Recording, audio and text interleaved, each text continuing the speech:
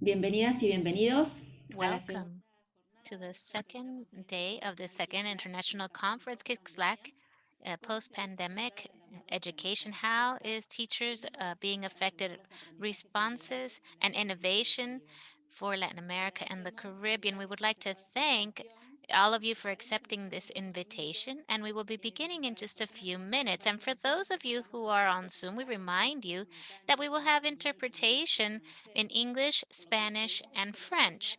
So you can choose in the interpretation button on the bottom of your screen, you can choose the language you want to listen to this event in. If you have any question, you can use the questions and answers available in Zoom, and we will be monitoring our social media so you can participate and ask through those channels. And we would also like to invite you to share this event on your social media with hashtag Educación en Postpandemia, and KIX LAC 2022. That's the three hashtags that we are using. We'd also like to thank all of the speakers that are here today who accepted this invitation.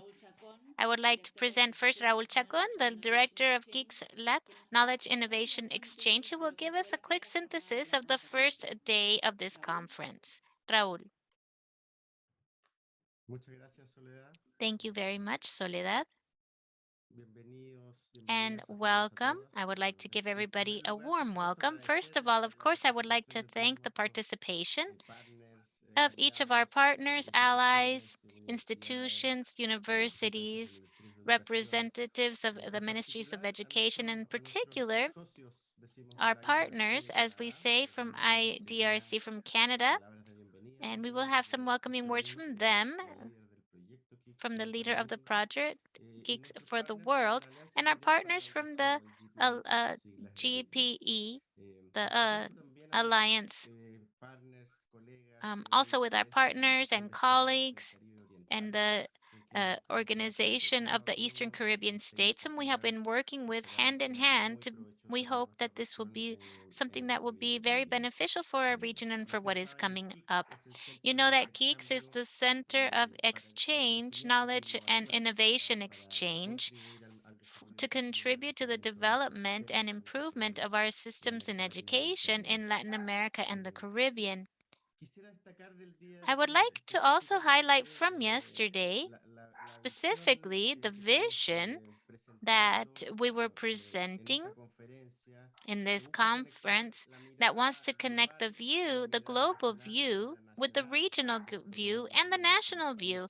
Everything that is happening within the countries, getting to more a local level, it's working with the communities. And that's what's great about the nowadays. We have the opportunity then to get to know the perspective, the current perspective regarding how the organization, the OECD, is working with Latin America and the Caribbean, but it also brought in the experience from the world regarding how this education systems and the countries are responding to this difficult period of the pandemic, and the concepts of resilience and development of capabilities has been in the basically a central point in education that we are seeing now. So we saw countries within the region and outside of the region that help us think how to approach the different complexities that we are having to deal with in this education systems in this region in particular.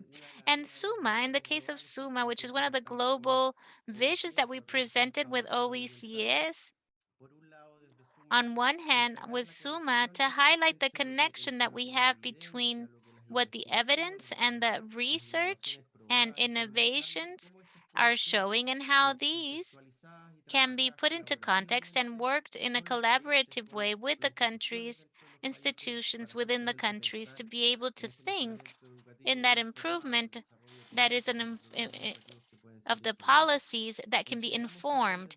We also give from SUMMA a first general panorama or regarding the voices of the teachers. We call it the teacher's voice, is a survey that reached around 200,000 teachers in our region. And as teachers, how are they perceiving the processes of learning for learning, the being able to connect with their students, engagement, and what has also been very important regarding the well-being of the teachers and of the students and their families.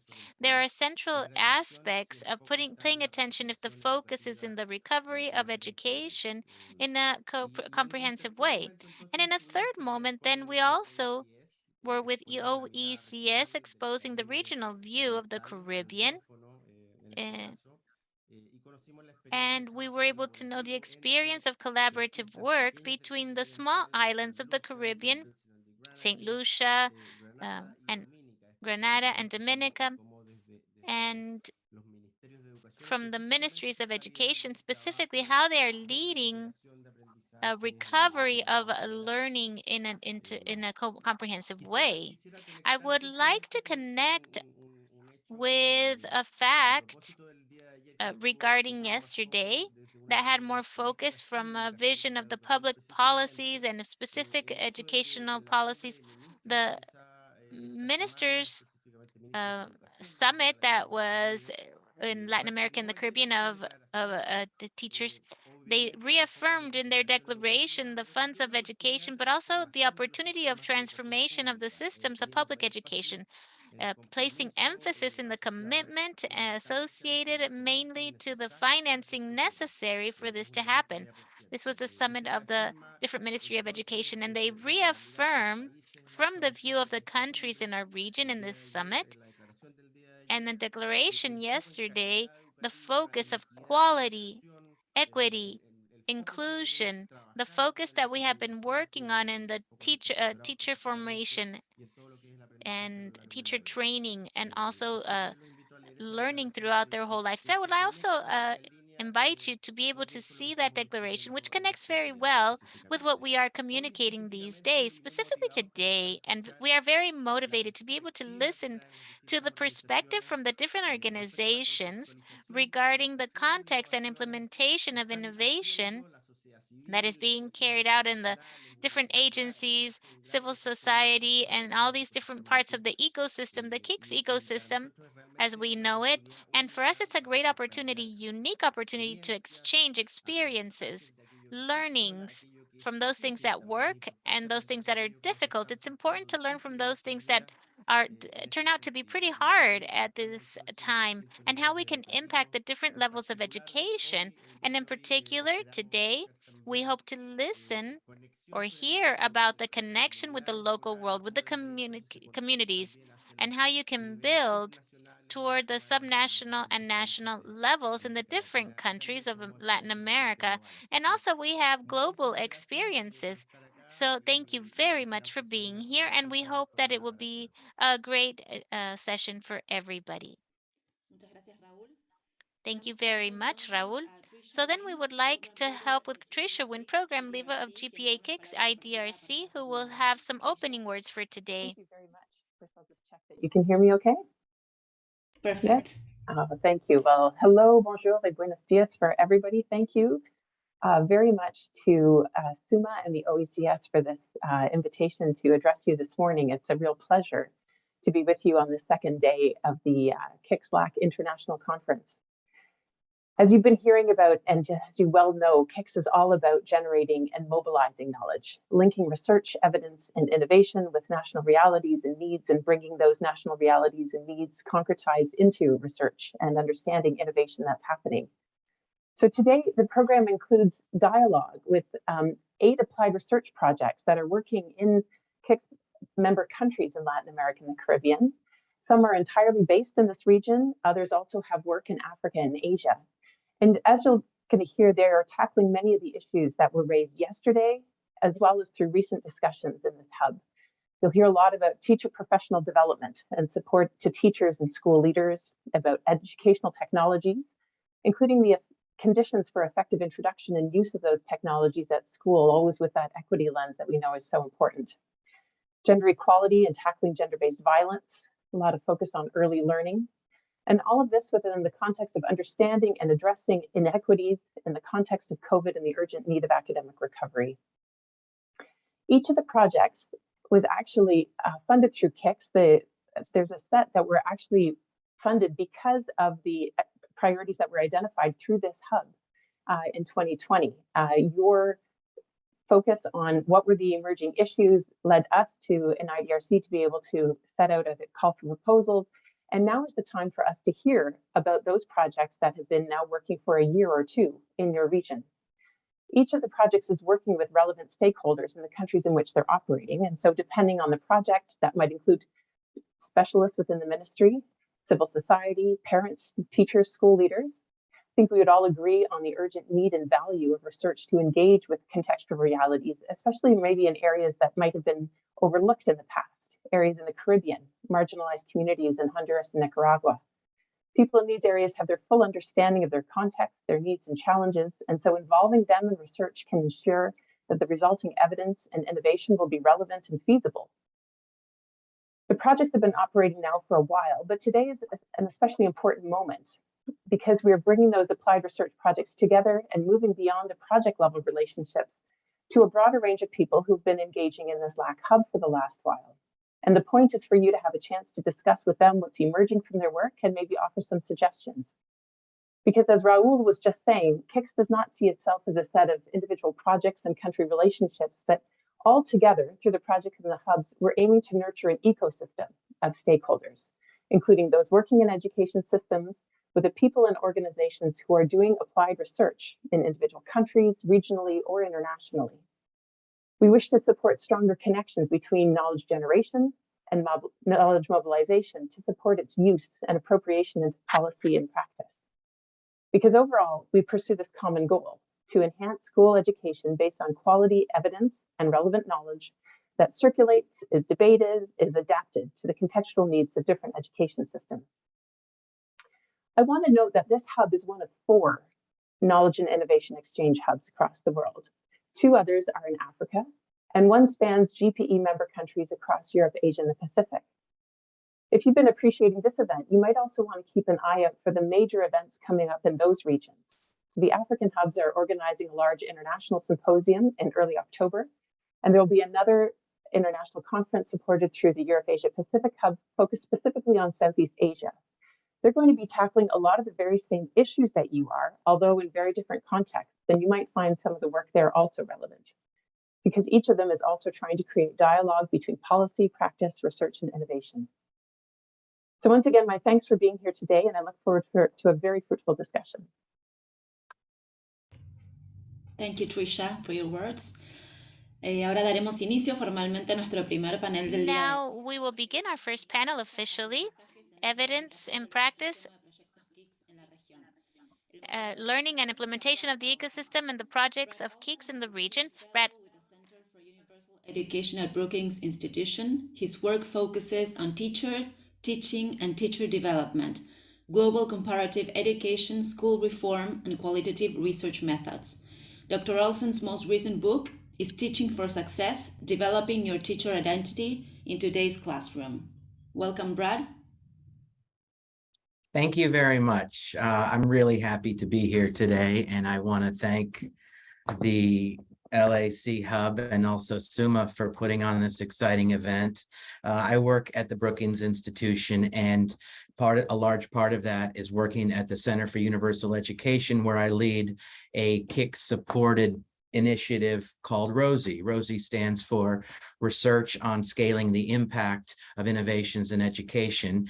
And so we are engaged in a multi-year initiative where we're learning alongside many of you all, many of these IDRC and GPE KIX supported grantees who are scaling promising innovations in low and middle income countries. And I'm finding it really fascinating to engage in what the similarities and the differences are across countries, across contexts, and across innovations. It seems that one of the really important aspects, and something we'll talk about today, is what does it mean to bring a promising education innovation from one location to another, and how does one actually go about the work of adapting or tailoring the innovation for the local context, the cultural context, the educational context, the governance context, the geographical context. And so I think we'll be able to delve very deeply into some of these questions today. For this part of the conference, We're going to hear from members of 4 teams, each of which is working to scale a promising education innovation. For each of the 4 initiatives, I will introduce the speakers, and then they will spend 15 minutes describing their current work.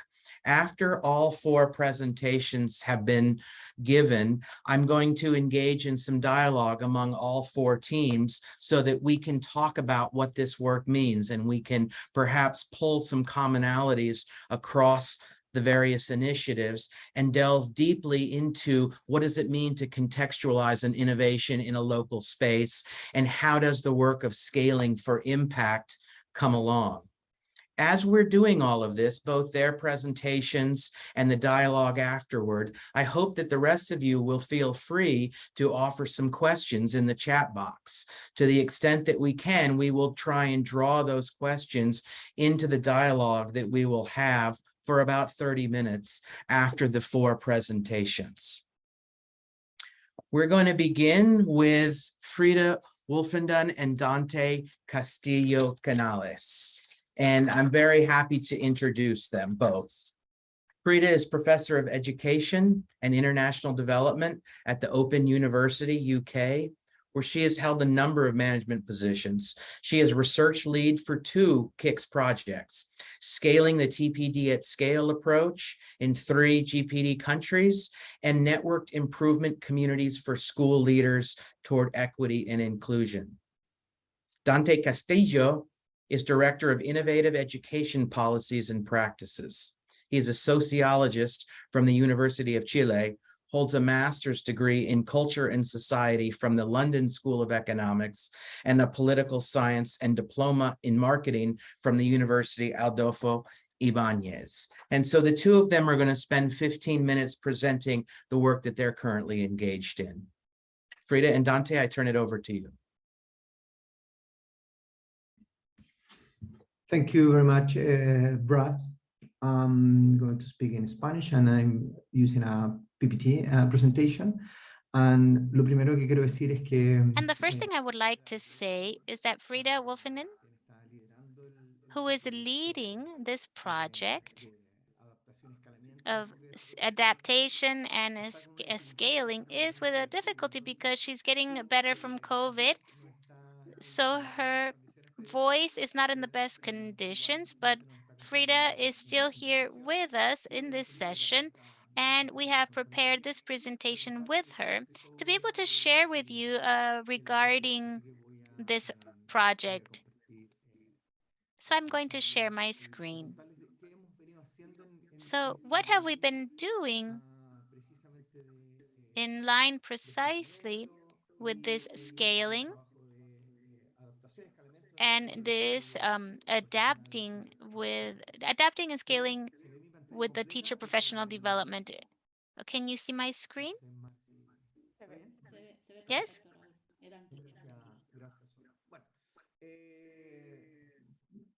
The first thing I would like to say is that this has been a project that we have been developing 2 years.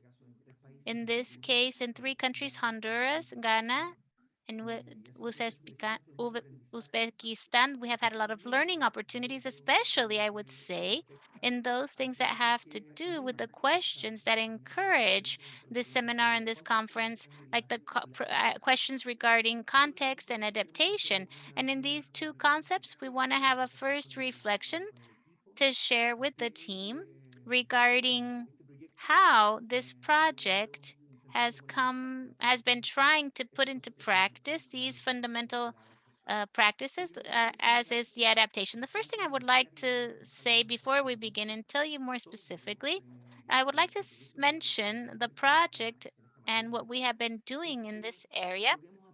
And what we have learned during the pandemic, it says a lot more than with some narratives that have been heard more in the consequences. And those consequences, they say a lot of things, not only having to do with the loss of learning, but also to recognize that during the pandemic, there has been an increase of learning gains and different aspects, not only having to do with learning, but have to do also with other kind of processes that have happened with the students and with the teachers among them.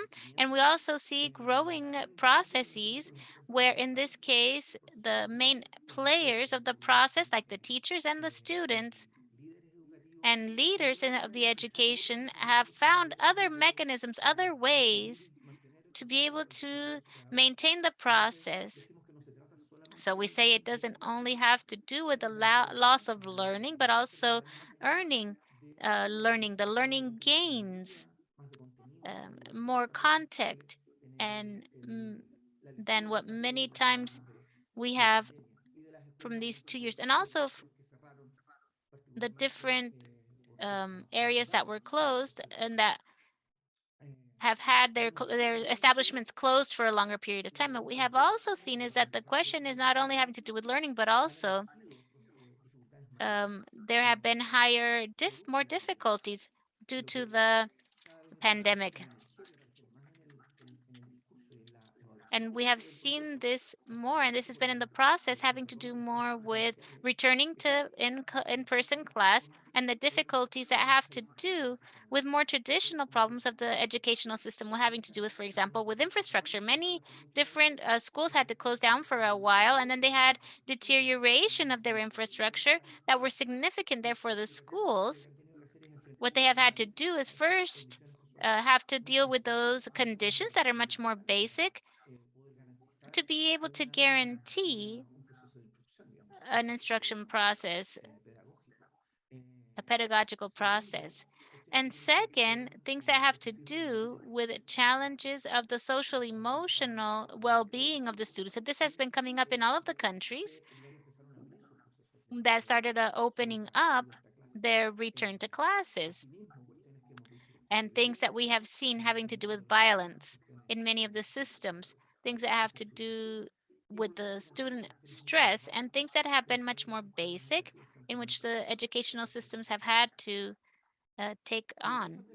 And in these challenges, what we have also seen that there are many creative responses, and the systems have been creative as well in responding to these emerging demands, not only in practical level, but also as policies and the literature and in the review of the year 2020 or 2021, in which there were processes where you could say that there was innovation in terms of how the teachers introduced, for example, the technology.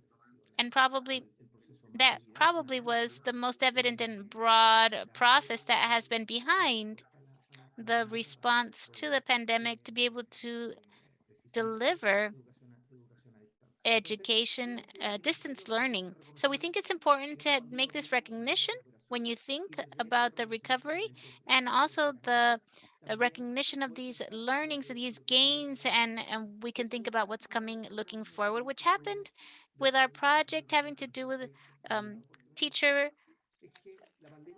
training, and this allowed the relevance to grow and the better perception of the use of technology in teachers. And that has been a good combination that in this case allowed us in the project that we were working on in technology and that we had been thinking about before pandemic to be able to have this for teacher training, and it helped us get more traction on how this could be adapted by the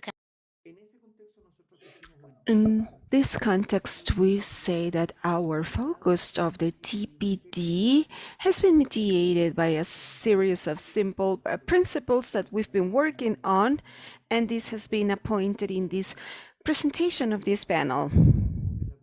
The first thing is the focus on the collaboration between the stakeholders at a national and at a local level, and how can we, from this focus, articulate the main stakeholders of the educational system in a coherent, consistent way, with an objective that is to offer better opportunities and possibilities for the teachers' training or development in the 3 countries where we are working, which are Ghana, Uzbekistan, and Honduras, in order to have a better use and harness the opportunities provided by the opportunity for the TPD. And the main concepts where we have been working on are concepts such as equity in the access to TPD experiences, and this encourages the dialogue, reflection among peers, the practice of those things that they have learned in their classrooms, and which is part of the TPD mediated by the technology. They require to have this orientation or have been guided by the practice, and finally what the teachers are doing in their classrooms. So this means that the TPD at scale offers a new idea, conception about the TPD mediated by technologies. It's going to be in charge of the diversity of needs teachers face in their different contexts of their pedagogical practice.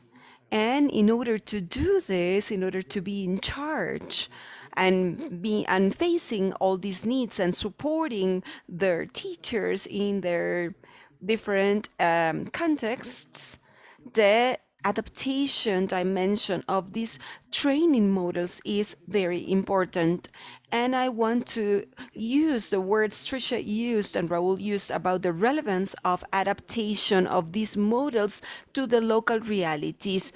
And I would like to mention here how we have conceptualized, based on the work that we have done, how we have conceptualized adaptation when offering an training model, in this case in particular, that could be extended to other areas, to other dimensions, that not only the teacher's development, but we have to think about 3 different parts, which are related to the national needs in education that we can see in different countries, how the TPD is part of the importance of the public agenda, how this is included in a vision that combines equity, efficiency, and quality. And we know that these 3 elements are always subject to a trade-off, to adjustment processes depending on the specific context. There is a second order or a second level, which is related to the institutional and organizational structures that offer this TPD. The 3 projects in the 3 countries, a priority has been to identify the stakeholders, to work with them in the provision of this TPD from the perspective of these projects may strengthen in their vision. And also, this is another third part, a third plane, is that this happens at a local level, and how these generic models can be seen and can be structured in specific modalities, thinking of what the teachers do in their classrooms, how they can make these transformation processes local, and how at a local level the municipalities, the districts at a local level are able to incorporate these guidelines and adapt them to their realities. We think about this like in a top-down way and down to top, bottom up.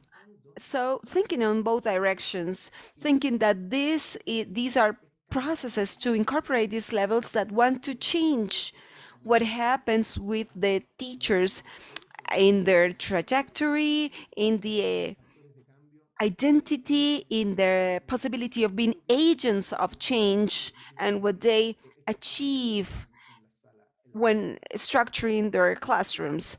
So this is what we think is a way of thinking the adaptation, and that it is important to identify these 3 planes. When we focus only in one, from the perspective of each one of these programs, will make that their capacity of incorporation is more difficult. So these projects will be very complex if they are only focusing one plane.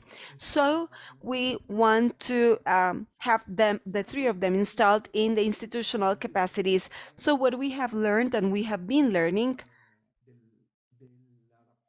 out of the adaptation and the contextualization, and adaptation is a social practice that should be practiced.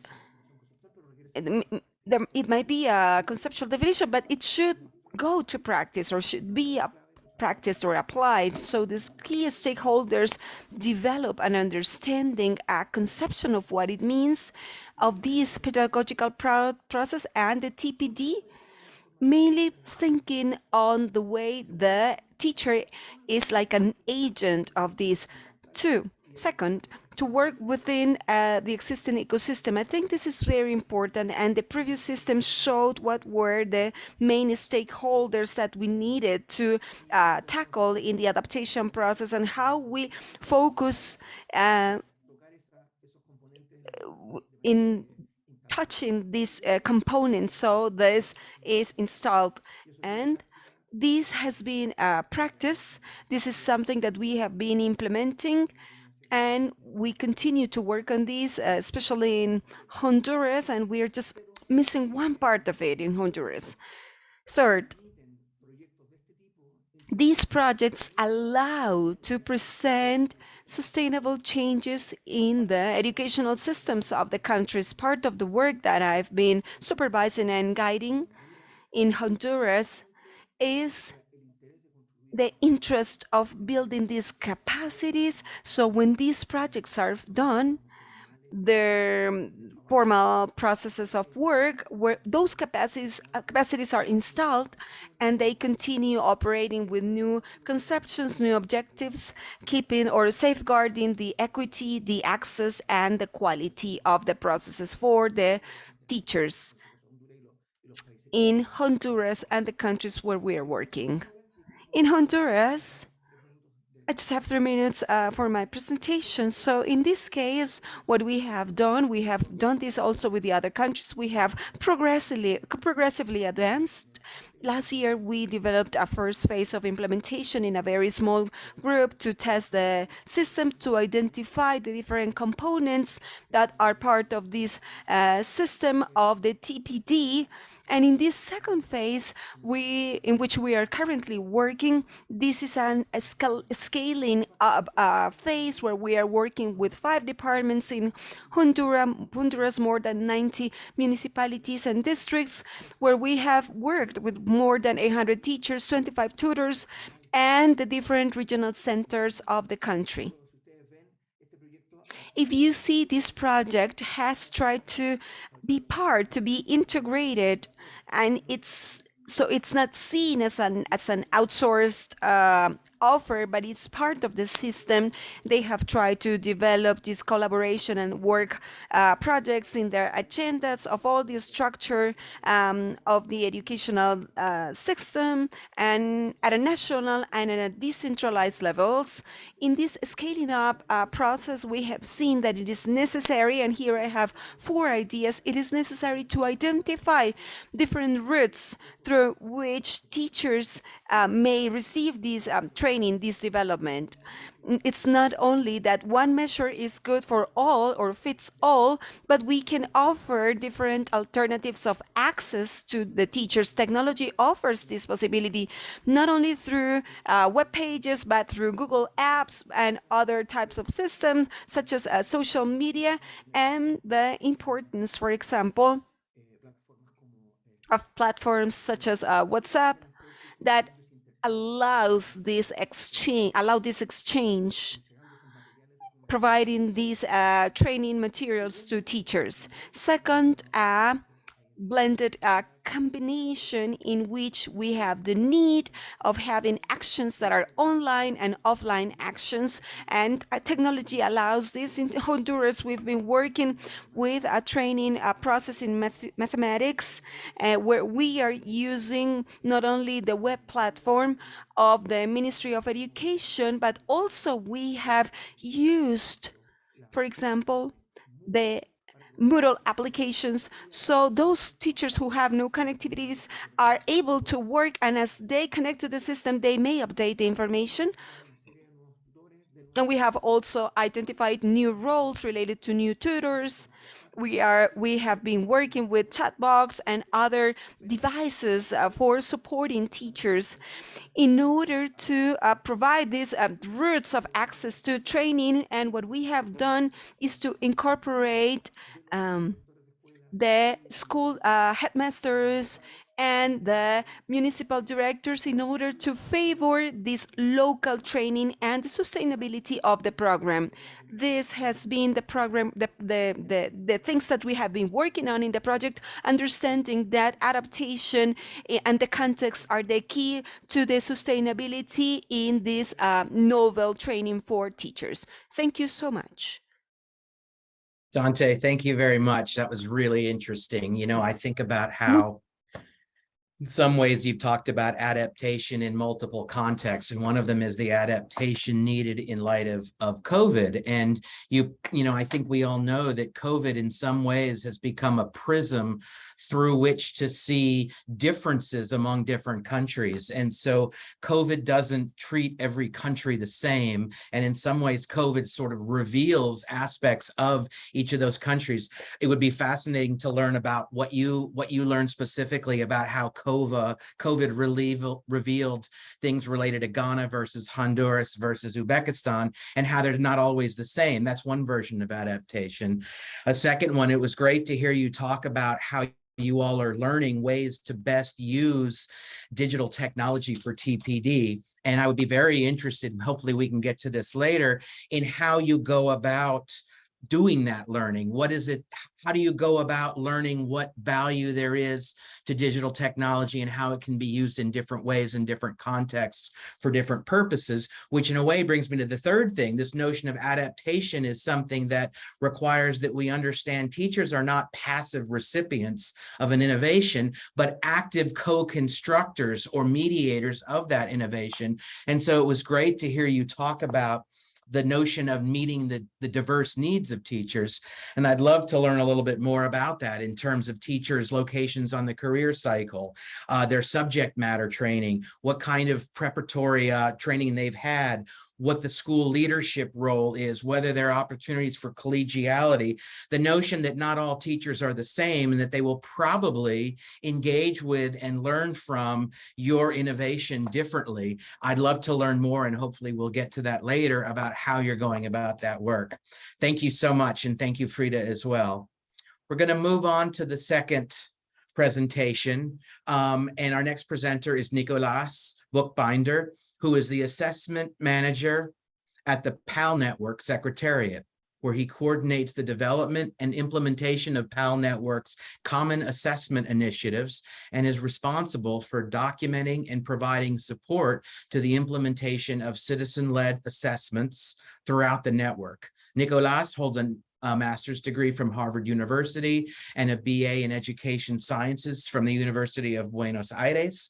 And his presentation is on common scale assessment of early and foundational math learning across the Global South with a focus on Nicaragua. Nicolas, I turn it over to you to give us 15 minutes of explanation of what you all have been doing. Thanks so much, Brad. I'm going to switch now to Spanish. Hola a todos. Good morning, everybody. First, I wanted to thank KIX LAC for the opportunity of showing our work. This is going to be a very brief summary of what we are working.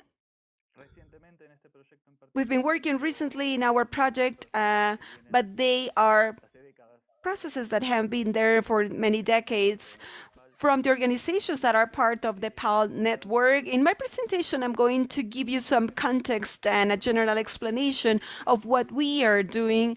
And I had the intention to discuss a little bit about the context and we're going to use that in the discussion that we're going to have later on.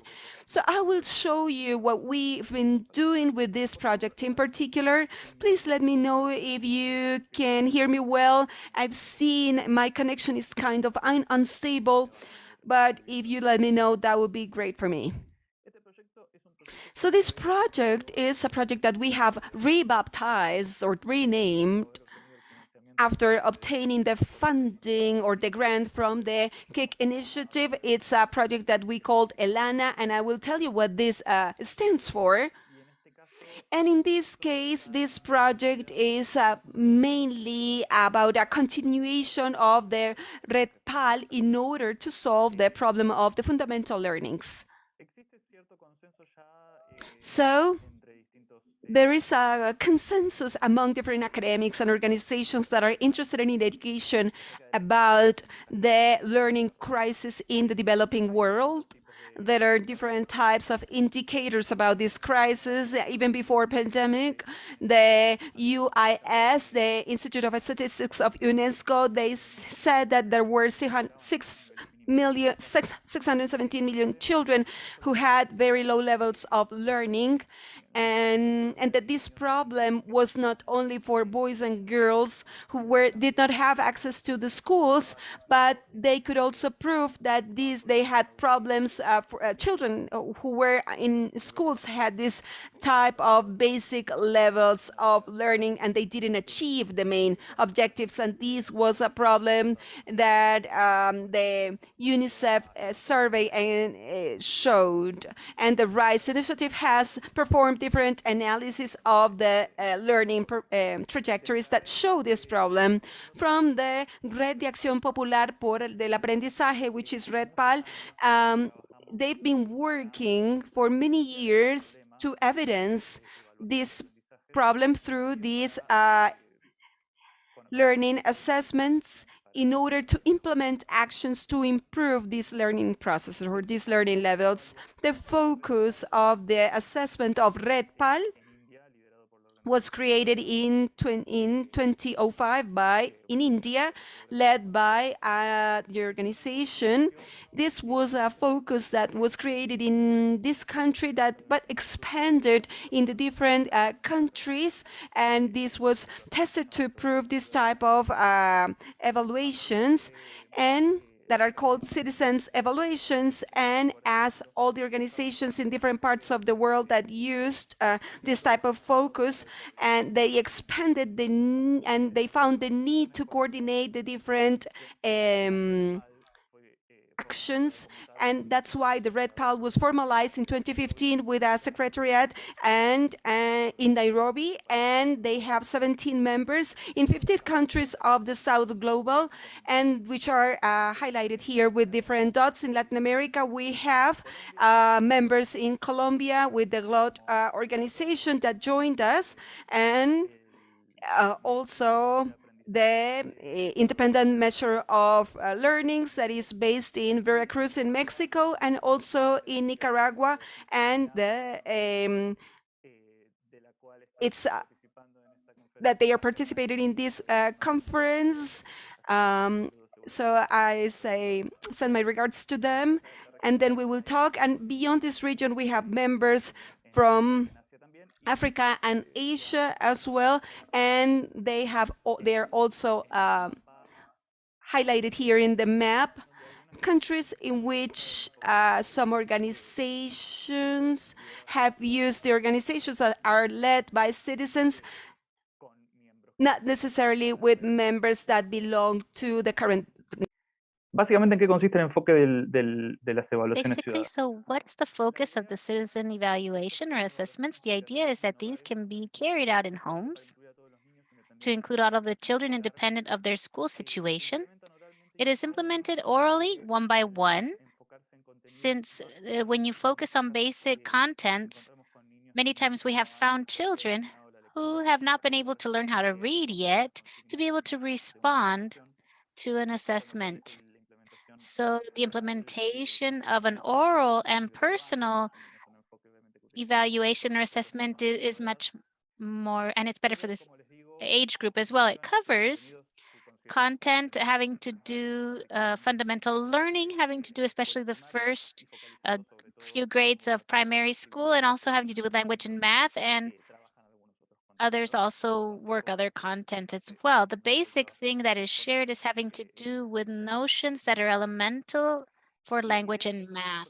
The idea is that all processes and tools that we use can be very simple, easy to implement, and this has consequences, obviously, in the kind of assessments that we can design, but we give privilege to the processes and tools that they can be as simple as possible so that they can have a easier understanding, not only from the authorities and the interested in education policy, but also in the population and in our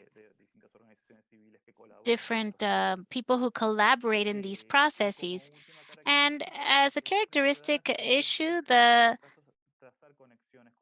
we try to have organization connections with local organizations to be able to accomplish a process of being able to get information out and the use of the program so it can be more effective. And the majority of the cases, the organizations that implement this kind of assessment work with volunteers who donate 5 days of their time to participate in training and to be able to recollect data, where this focus makes it not only sustainable, but also has an immediate channel for results. So as expanding this in the different parts of the world, especially in the south part of the globe, we started seeing some difficulty to be able to compare the results, since all of the assessments in general were focused on the national curriculum. And that made it difficult to be able to work with these results and to be able to advocate for the rights of the fundamental learning globally. So to see this from the Red PAL, what we started to do was create or try to carry out initiatives of common initiatives and trying to use an instrument that is the same or very similar in the different places where each project is carried out. The first one of these projects is an assessment whose name is ICANN, which in Spanish is Assessment of Math, Common International Math. ICANN was a test of concepts having to meaning to be able to carry out the common tools in different contexts. ICANN kept all of the main characteristics and citizen assessments. So the main principles were sustained even though the assessment changed.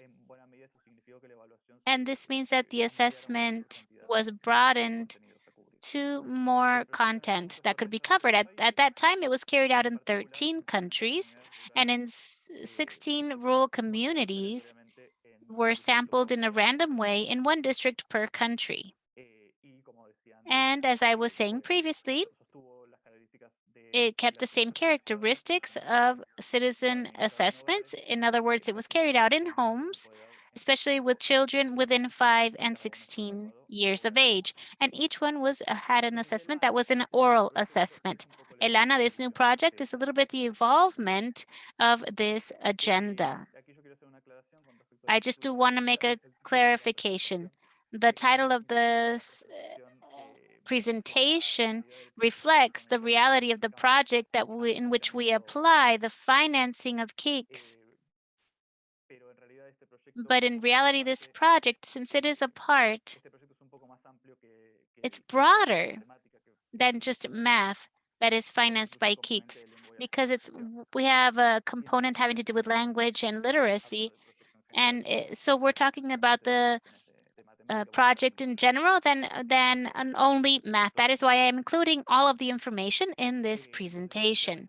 So essentially, this project has to do with assessing the learning status of math, language, and literacy in the first years. And here, ELANA means early language and literacy and number assessment, having to do with math and language and literacy.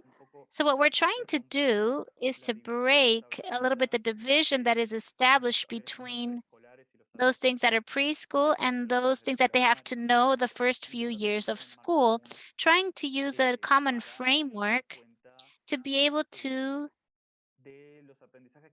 see what things they are learning and considered in the development milestones or objectives, which have to do with the 4.2, which has to do with the academic content in those be under 5 years of age, and what those objectives having to do with those objectives 4.1.1a, which has to do with the fundamental learning of second grade. And this project, regarding what we have said previously, what it also brings on is the digital administration, because everything is being carried out, the assessment and the recollection of data is carried out by tablets. So in this process, our assessment will have an adaptive assessment, which will show the children items that are more according to their level to be able to carry out this assessment, and to also have estimation of their abilities in a more precise ways, having to do with regarding what we had previously. We expanded, as I said, the content of math. What we have here are 5 things to dominate, 5 domains: numbers, patterns, measuring, data, and geometry. And then for language and alphabet and literacy, we have had to develop a framework in particular because we did not have a base the same way we did have for math with the ICANN assessment. So for language and literacy, there was a review of different literature and a framework that would allow us to have common elements and also adaptable for each of the countries that were participating, which was a whole process that was a little bit more complex. This assessment has to do with main three domains in general, having to do with oral language, decodification, in other words, the capability of the children to be able to see letters or words and being able to produce or identify them, and be able to pronounce the corresponding the letter or word, and reading comprehension, which basically has to do with reading text and their response from what they have read. So essentially, ELANA, now ending my presentation, is a tool that we are creating to be able to inform regarding fundamental learning achievements. It is now carried out in 12 member countries, in which Nicaragua and Mexico are part. And at this time, in terms of the process, we have practically ended the process of the development of the items. And what we are doing now is carrying out the field work to be able to obtain the final instruments. So currently, we have had a first field test in each country, which has been carried out during the pandemic. That was a great challenge. And I'm sure at some point we can talk about this in the next phase of the panel. And now we are in the second pilot, which is pretty much already up and going in many countries. And then the pilot and the last pilot will be carried out at the end of this year to have the final instrument and its implementation in 2023. And as I was saying previously, in its final version, we hope that this can be a tool that will be useful to be able to report or inform the fulfillment of learning, fundamental learning. And we hope that these tools can be published, it can be public, that can be used for whoever may want to use it, and it be open to them. And so with about 15 minutes right on the dot, I thank you very much for your time, and we will continue speaking about this on the next phase of this panel. Thank you very much. Nicolas, thank you so much. Really interesting. There's so much I wish I could say about it because I've got a lot of questions and thoughts, but I know that we're pressed for time.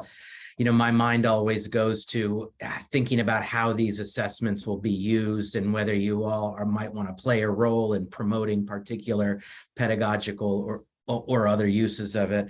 I also find it's really interesting that you all are on the lookout for opportunities at all corners, and this notion of engaging citizens and making them sort of active, productive parts of this process sounds really wonderful. And I'd love to know if you all are thinking about ways to institutionalize or sustain their active and productive engagement and maybe use it for other things once the assessment part is over.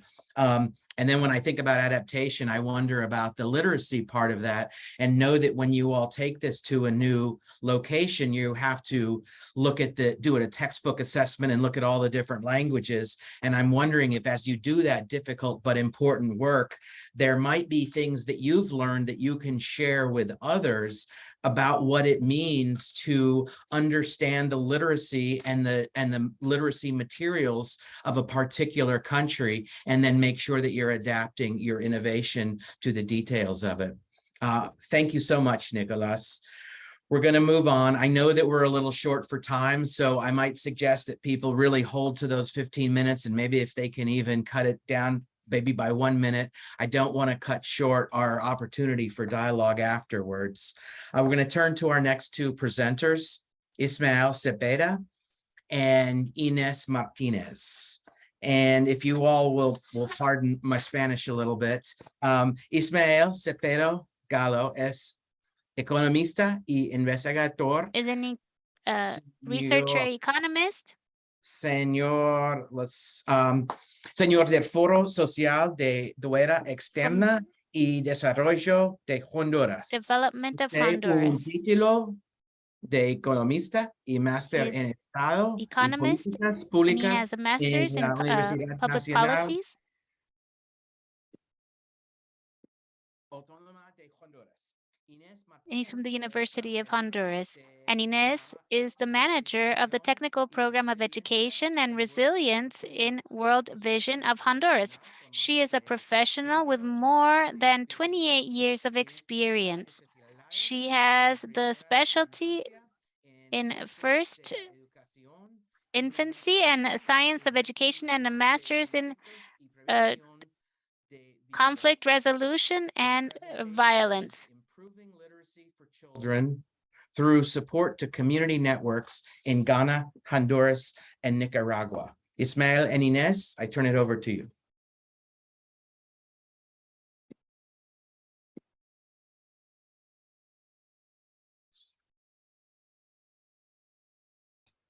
Buenos días a todos los que están participando. En esta ocasión queremos... I would like to welcome everybody who is participating, and at this time I would like to share our experience from Honduras and Nicaragua.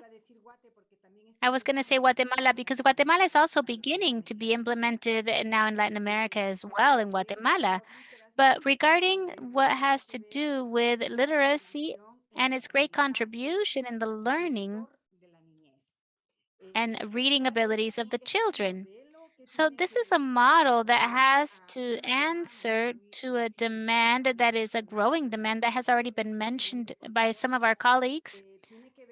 And it has to do with the low competencies of reading according to the UNESCO.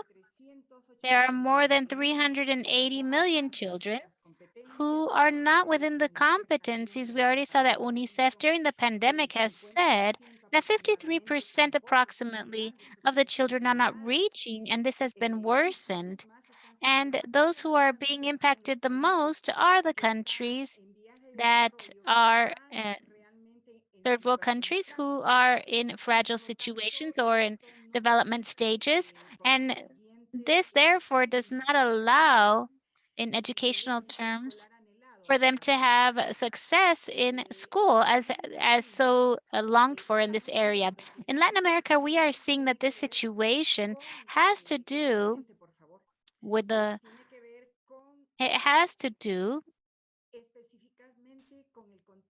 with the context, the violent context that surrounds our countries, unfortunately, with the inequality in all of the response between what is rural and urban, with the multi-grade classrooms, and also the different educational centers that does not allow the access to everybody. So this pushes people dropping out of school, and something has to be done to be able to stop that and retain the child by love, but that they may want to continue in the center.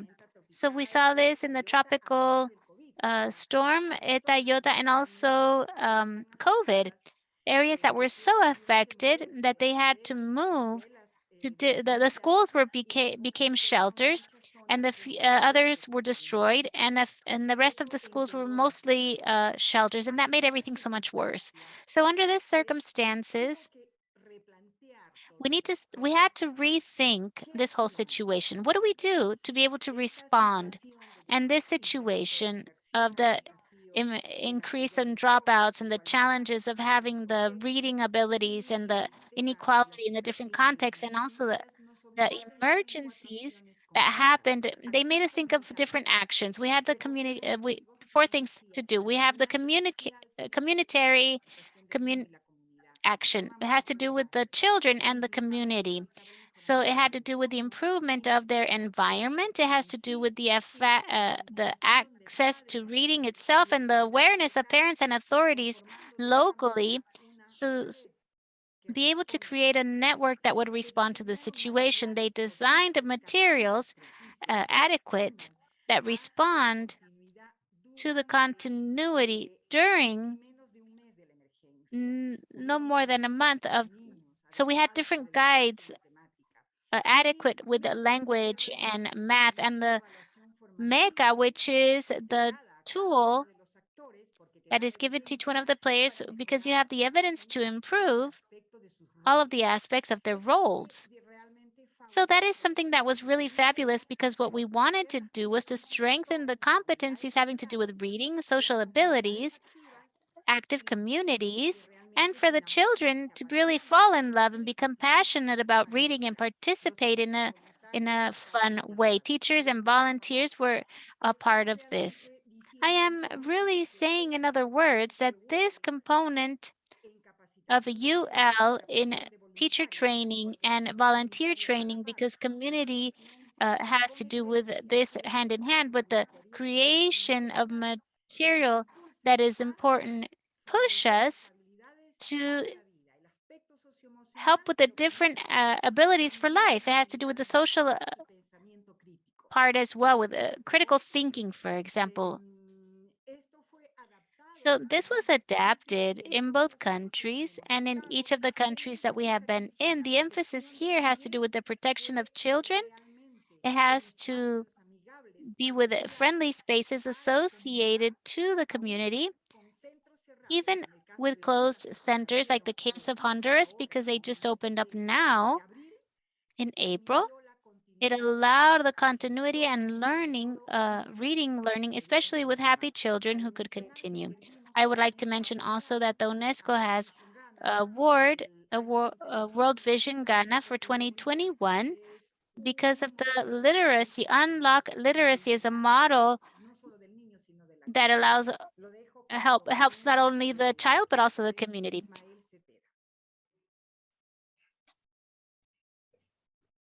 Ante el hilo conductor que podemos dar de esta investigación, de este proyecto implementado por Visión Mundial. Based on this project that was implemented by Visión Mundial in Nicaragua, Honduras, and Ghana, FOSDEH, the other complementary organization to this research, tries to give to have an approach to these spaces that in Honduras are known as field camps, in Nicaragua are known as reading club, and they help us to synthesize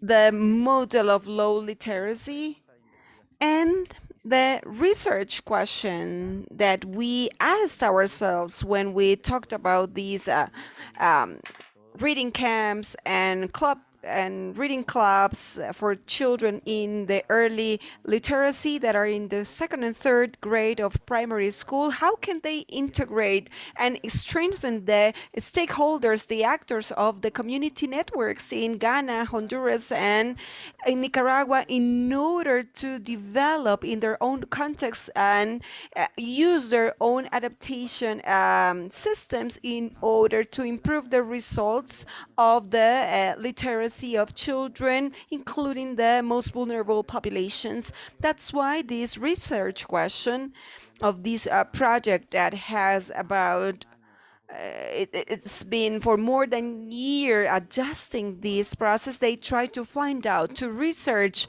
about the scaling up of the community networks under a core, as I mentioned, which are these reading spaces and this scaling up that is expected, as the image shows in this slide, of scaling up through the implementation through seeding or cultivating a seed that changes the community and changes this in a sustainable way. This has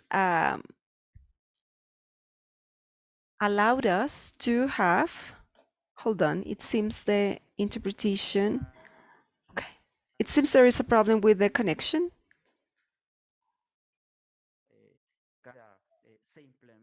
Okay, so there is the implementation with greater, with more strength, with more elements of community participation. So that's why in the 3 countries,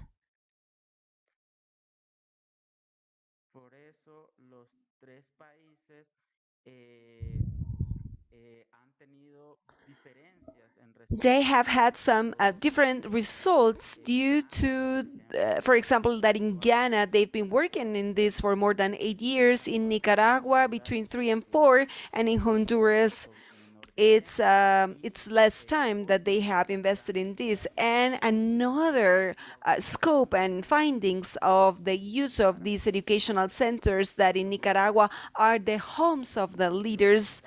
That's why the results are different. What we can homologate in their results, we could say that these are projects of women where mothers and grandmothers, aunts and sisters, the leaders have tried to implement this model in the best way possible and adapting it to their particular circumstances in their countries and in their territories and communities. This does not go against men, because they have also participated as facilitators of these type of reading clubs, reading camps. They also work as parents, as teachers, but there is a greater participation of women and parents, mainly because of those traditional gender roles that we have in our context that limits their participation. And we do not only talk about chauvinism, but we talk also about this socioeconomic context in which men are the economic suppliers, and that's why, or providers. So that's why we find some elements that we have seen in our research where there are boys and girls that through these camps, and with the support of their mothers and facilitators and teachers, encourage their communicative skills, create confidence. This reading club also creates these abilities or skills, and this is a finding for children and for the facilitators, who are the community leaders, where they acquire more skills and the aspirations to have this, to live this experience with these spaces of reading and writing for children. We also have the support of the educational system, and we have called this in a double way support. They provide and they receive this support from the different countries in which children can strengthen their reading and writing skills. And to end my presentation, in the research, we found that as there are these results, we always see factors that promote or drive the implementation of these reading fields and reading club, and they also the formal system education and their different stakeholders support the program. And in some cases, for example, more in Honduras, even with their facilities, and it means that the camps, although they are held on weekends or in the afternoons, the facilities they use are the educational centers. If this did not exist, if there was not an alliance between Global Vision and these educational institutes, we wouldn't be able to have these reading camps. And if we have volunteers who work with us, and that supports us because they reinforce the facilitators' activities when they have an implementation of these type of programs, when they have the experience with different projects that they have had in their clubs or in their camps. Without this support, the children wouldn't be able to attend to these reading camps and reading clubs. And there is this community network and this social cohesion where solidarity of the team coordinating these type of scenarios, and there is women are the ones who have supported this the most because of their traditional roles that we have in Latin America. Also, the engagement of the community networks and the religious leaders that also contribute to the implementation of these reading instances, but also to have a vision and an objective to support boys and girls without considering their religious differences. And also we have here the factors that are an obstacle to the implementation of these instances, as this is a research of 3 countries, Ghana, Nicaragua, and Honduras. Which was hit by the lockdown and by the biosafety measures and all these restrictions, and even the closure of the educational system. But for these 3 countries, pandemic was a great obstacle for the implementation of the reading instances. There are some vulnerability contexts, not only because of gender, but also because of the access of our communities. Our communities are widespread in the places, and that's why this distance it's a difficulty for children to attend school, and also violence, lack of safety in some urban areas and even in rural areas where this also happens. But there is a low educational level of parents, mothers and caregivers, and it makes it difficult for children when they get home to do their homeworks. There is the difficulty for them because they don't find the support at home. The child work, the moment of collecting coffee, grains or beans, and this is the harvesting moment. In these moments, children have to work, and families place their children in the fields for working and harvesting, and there are these limitations. We know also there are limitations in the materials, in the implementation of those organizations who support education. They can barely supply all the needs of the communities, but there has been a great effort for boys and girls to have access to materials in these fields or in these camps.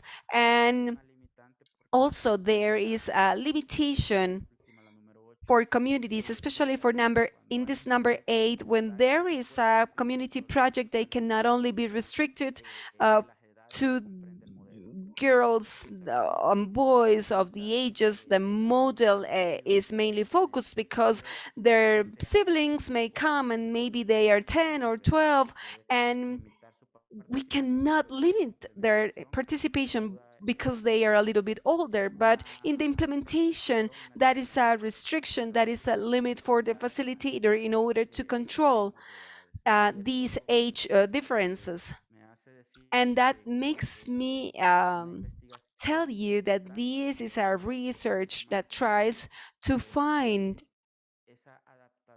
that adaptation, but also that supplementarity for the reading and for the writing in the communities and in the contexts that we have also tried to benchmark between these three different countries. Thank you very much, Ines and Ismail. Again, a very interesting presentation. Again, there are a million questions that I would like to ask. I find really interesting this notion that adaptation isn't only about adapting an innovation for a local context, but it's also how do you adapt the initiative in the face of unforeseen circumstances, a hurricane that knocks out schools or a global pandemic. And I wonder if there were adaptations that were required that may have offered new opportunities, and how important it is to be on the lookout for how unforeseen changes require adaptations which themselves may offer positive opportunities for changes and new effects. I find really interesting this notion around gender, and the researcher in me would love to encourage a study about the effects of the male reading camp facilitators versus the female ones on students, but also on the gender norms in the community. Are there ways to encourage more men to become reading camp facilitators, and might that do double duty, not only offering a new pedagogical model for children, but perhaps getting the community and the men themselves to think a little bit differently about their role as educators? A few other questions. I'm interested in to what extent it's possible to engage the government to begin institutionalizing some of these programs, and how what it means to draw on community spaces as a sort of win-win or a Ghana. Offering the community spaces not only gives you locations to do these reading camps, but may create a tie-in or a buy-in to the community. And what might it be like to consider leveraging that nationwide? And then I think it's always interesting for me to ask you how you all might create or contextualize the literacy materials for this particular country, or even particular regions within the country. Great presentation, a lot of interesting food for thought. Again, we're short on time, and so again, we're going to move to the fourth presentation. This is a presentation by, let's see, using data to improve educational equity and inclusion, from Seguro Mizanoya and Manuel Enrique Cardoso. And they have kindly suggested that in the interest of time, I not share their biographies, but just get right to the presentation. However, let me tell you, they both have done amazing and extensive work in statistics and international education. So I turn it over to you, Seguro and Manuel. All right, do you hear me okay? Yes, okay, so let me share my screen. Are you seeing that presentation? All good? All right, thank you very much. I'd like to introduce myself very quickly. My name is Guru Mizanoya, working in UNICEF New York headquarters, in charge of the education statistics and monitoring. Today, we are going to present the result from our global report, Our Children Really Learning, which explore the foundational learning outcomes for children in reading and also numeracy skills across the continents.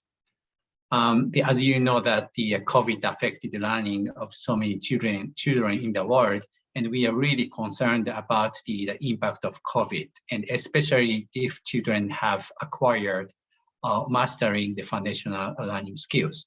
data we used mainly coming from the pre-COVID time, but our report covers the impact of COVID on learning the loss, as well as the strategy to address the learning loss in the coming years.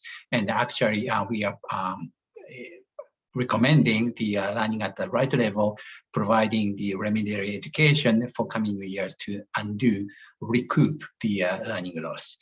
And our project has been focusing on the foundational learning outcomes and unpack the equity among all the children, depending on the age, sex, social economic status, disability, child labor, and so on. You can find our report at the link so that you can see more detailed result. Today, we are going to provide a snapshot of their key highlights about the main result and also the disaggregated result. So as you see, we unpacked the data quite intensively. We have data on foundational learning outcomes of children in and out of school, and the data has been disaggregated in so many ways, as you can see. I will just present this and hand over to Manuel. I just want to highlight the main result, where on average, only 30% of grade 3 students have learned reading skills that they are supposed to learn in grade 2. So it's really the worrisome result, and we can only imagine, and we can be so sure that the current situation could be much worse. Our study have 2 countries from Latin America, Guyana and Suriname. And as you can see, the Guyana is doing much better than the average countries that we have in the report, but Suriname is not. And you will see the disaggregated result for these countries in coming slides. And I will hand over to Manuel. Gracias, Suguro. Mi nombre es Manuel Cardoso. Soy especialista en I am Manuel Cardoso. I am a specialist in learning processes. I am Uruguayan. I work in New York in UNICEF. I have a degree in sociology of the República University, and I have a master's degree in educational policies of the Harvard University and comparative education in the Columbia University. And I also worked in the Statistics Institute of UNESCO, and for 7 years I've been working in UNICEF. And I want to focus mainly in a topic for Latin America, which is the lack of equity or inequality. As we heard before, a report from CEIBAL in 2020 reinforces that Latin America is the most unequal region of the world in terms of economic inequality that is measured by the Gini index and other measures. And it is important to highlight that these inequalities are mainly related to educational inequalities, that our main instrument, the module of fundamental skills for learning, shows or highlights something that, given that we can measure the socioeconomic level of homes, because we go there, we ask questions to children and also to parents and other family members. And in this case, it shows us the results of this slide that we are seeing, in which the median gap in the reading skills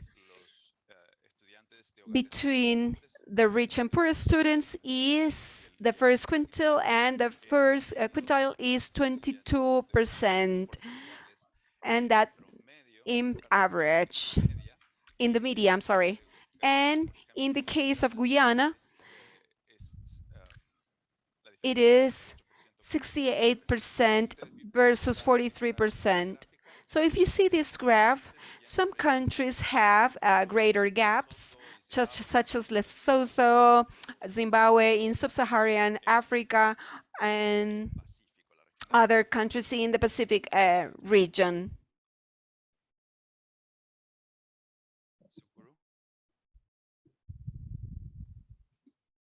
Suguru, can we move on to the next slides? Thank you. And the next one, these slides show us a different aspect about inequality, and it is about, as Suguru mentioned, as MIX is a home survey, we can evaluate the learnings of children at school and children who are not attending a school. And those who are not attending a school, as expected, they have lower skills than those children of the same age that are attending a school. Here we have the data from Suriname and Guyana. If you can see, the difference in Suriname is greater than in Guyana, but also there are some other countries in which these differences are greater, such as Saint Tome and Principe. This is a clear example of that. And also this has some implications for what we suppose has happened in pandemic, and in which more children are going to be out of school.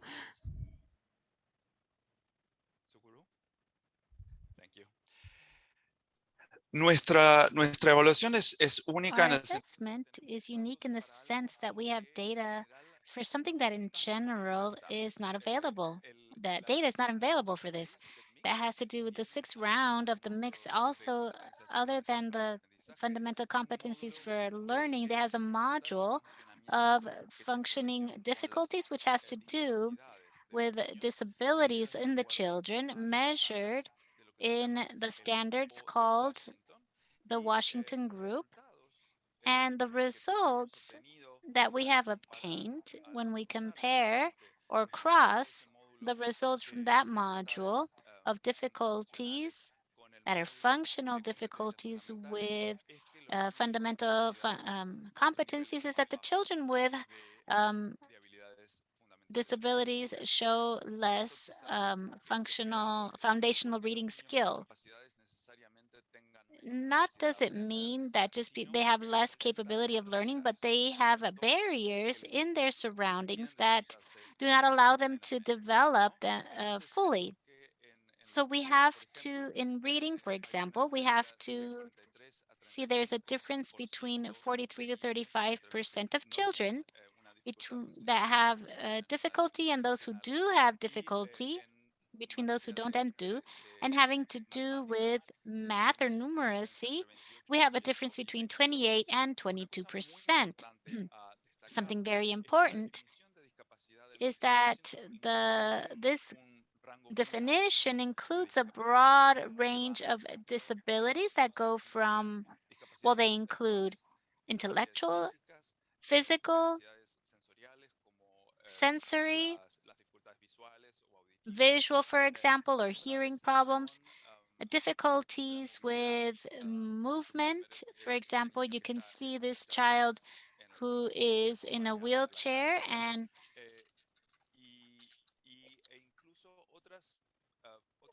other situations that sometimes we do not think about that are considered disability, for example, anxiety, depression.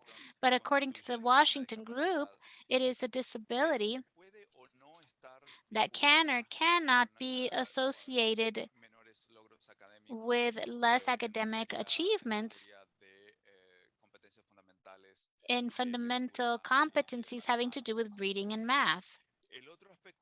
The other aspect to consider is that unfortunately for now, we have not been able, MIX has not been able to offer specific support for children with disabilities, for example, like visual or hearing, but we are working in achieving this, and this can be underestimating the differences between who have a functional disability and who does not have a functional disability or difficulty. So once we have these adaptations for the children who have visual or hearing disabilities, maybe we can have estimations that are much more precise and that will show that the gap is even bigger than the one we are showing at this point.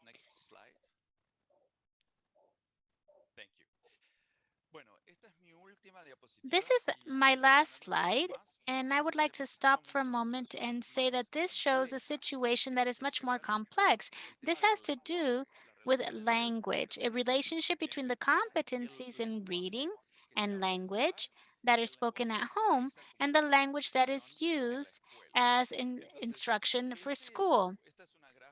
This is a graph that shows results, and the preliminary results were very descriptive. That basically just showed which was the percentage of children in each group that was capable of showing competencies in reading, foundational reading skills. And this is on a regression logistics model, and we were trying to predict if a child had or not the main foundational skills that they needed in reading, having to do with a lot of different factors that included if they had a delay or a discrepancy between the language that was spoken at home and the language that is used for teaching purposes. Our hypothesis behind this analysis is that the children who speak or who receive instructions, the same language that they speak at home, would have better results, because that is what the research indicates, academically speaking. But we need to take into consideration something that is very important, that when we carry out an academic research, we try to control other factors that have to incidence. And the results that we obtained were not completely coherent with this hypothesis. And I want to take a moment to explain what the results are and how we obtain those results. If you can observe here, we have 3 groups of countries. At the far right, we have those that the language is the same at home at school. The results are better. For example, here we have the case of Suriname, which is the only country in the region that is included in this graph that shows that the children who receive instruction in their home language, in the language they speak at home, have better results than those who do not. And another important case is Thailand. And I would like to highlight Thailand because we have a controlled investigation research going on there. That's a report called Bridge to the Brighter Tomorrow that shows a research having to do with 6 years with cohorts that shows children that are called Patani Malay were able to have better results in a broad range of competencies and skills, including the Thai language, which is not the language that they were receiving instruction in, after receiving instruction in their own language. But it's not the same in all countries. And regarding, if you can see on the left, we have countries, Guinea-Bissau and others, to Turkmenistan, where children receive instruction in different languages than those that they receive at home, have better results. And this may have to do with different factors. One of them has to do with certain things having to do with home that we are not controlling. Like I said, we are controlling social economic level in this case, but we can be missing out other variables that are important. A second hypothesis is that what is varying is the quality of what is being taught, of the teaching. Children who are receiving teaching in their domestic language are receiving worse quality of teaching. And why could this happen? Because, for example, there is no quality materials available in the languages that are not hegemonic, that are not dominant, or that the teachers do not speak the language that they should be teaching in. There's a series of factors that could be interfering, and we are not really comparing necessarily situations that are the same between who receives education in their mother language and those who do not. And the third possibility, and the most optimistic one, is that maybe the situation in which the children receive instruction in one language that is different than their home language or their domestic or mother language, it generates a bilingualism that is where the children are capable of keeping their maternal language and learning one new. And that is a very optimistic interpretation. But we do know that those who do become bilingual in an additional way have certain consequences when the cognitive area that are important, having to do in a positive way. And so this is more optimistic or positive view of these results. But we do have reason to think that what is happening here is that the quality of teaching being received by those who are receiving instruction in a different language that is not the maternal language is not as good. So what we are saying, maybe it's not enough to just offer instruction in the mother language or domestic language, but we need to offer high quality instruction or teaching and make sure we have the support for all the teachers. Thank you for your attention. Seguro and Manuel, thank you very much. All very interesting presentation. I want to ask some methodological questions about data collection and about sometimes how data can be politicized in different ways by different constituencies for different reasons, but I think I may have to leave those as rhetorical questions for now. So let's take a breath for a moment. That was a lot of really interesting information. My head is just kind of swimming in different ideas. And I know that we only have about 25 minutes. And I also want to make sure to give the participants a chance to talk with each other and to have audience members ask some questions. And so what I might do is offer one sort of overarching question and kind of give it 3 different spins, and then ask each presentation team, and we'll go in the same order in which the presentations were given, to comment a little bit on my question. And my question has to do with adaptation. And so adaptation is a word that has a lot of different meanings. I think that it's really important within scaling, and we talk all the time about how scaling is an adaptive process and one needs an adaptive mindset. And I think maybe it would be helpful to think about adaptation in scaling in 3 different ways. One of them is that scaling has to be adapted in the face of unforeseen circumstances or surprises. A hurricane, no one expected a global pandemic. There are things that happen that we never could have predicted that require adapting the work. A second meaning of adaptation is that the work of scaling is in fact constant, small adaptation, looking for windows of opportunities, identifying and addressing challenges as they come along. And so scaling is never predictable. It's never totally linear or rational or purely technical. It requires a lot of moving around and a lot of creative work along the way. And so we might call that the second meaning of adaptation. But the third meaning of adaptation, and the one that we've been talking most about today, is the notion of how an innovation needs to be adapted to fit the contextual particulars of the location in question. And I think that's increasingly important as we are finding ourselves in a world where education innovations are lent and borrowed and transferred around the world. What does it mean to take an innovation that was created in one place and then institutionalize it in another place? And I think that's what we've been talking about today. And so my question for the 4 teams has to do with that. I'm interested in you all talking a little bit more specifically and concretely about how you have been working to adapt your innovation for the local context in which you're doing the work. And one way to think about that would be adapting your innovation for rural areas. Another way to think about that would be, how are you adapting your innovation for the particularities of the curriculum and the teachers whom you're working with? And then a third way of coming at that question is, how might you be adapting your innovation so that it fits with the pedagogical and the cultural and the literature, history, political dimensions of the location in question? So I might ask each group in order to talk just for a couple of minutes each about how it's doing that kind of contextualization in the context of its own work. From Frida and Dante, we'll begin with you. Maybe Frida, I know if you want to share your thoughts. Hi. Yeah, good morning, everyone. Can you hear me? Yes, Frida. Yes. Okay, thanks very much, Brad.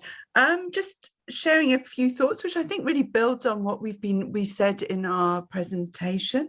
If we're thinking about adapting for the rural context, for the kind of lived experiences, the lived realities of teachers, I think for us, it's important to understand those lived realities and to be working with teachers as stakeholders in this endeavor. So I know Dante talked earlier about, the importance of this not sitting outside the education system, but being really embedded within it. So being driven by people who are part of the system. And I would argue that very strongly that we need to include there the teachers themselves, or the school leaders, possibly the students. It depends a bit on the innovation that you're talking about there.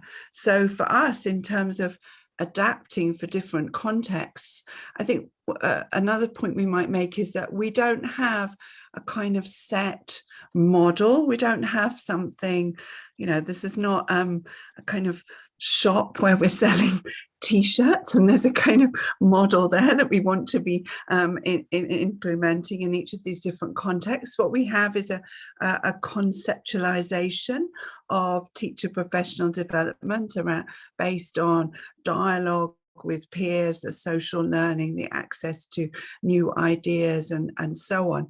And we kind of realize those ideas, those principles, if you like, in different ways, in different contexts. So for rural teachers who maybe are working in a single teacher school or whatever, we try and look at what kinds of interactions are they able to have with other teachers. So this might be on WhatsApp or Telegram or Viper or whatever it is that they have. It might be that actually they're not on any social media platforms, although we haven't found that many teachers who aren't.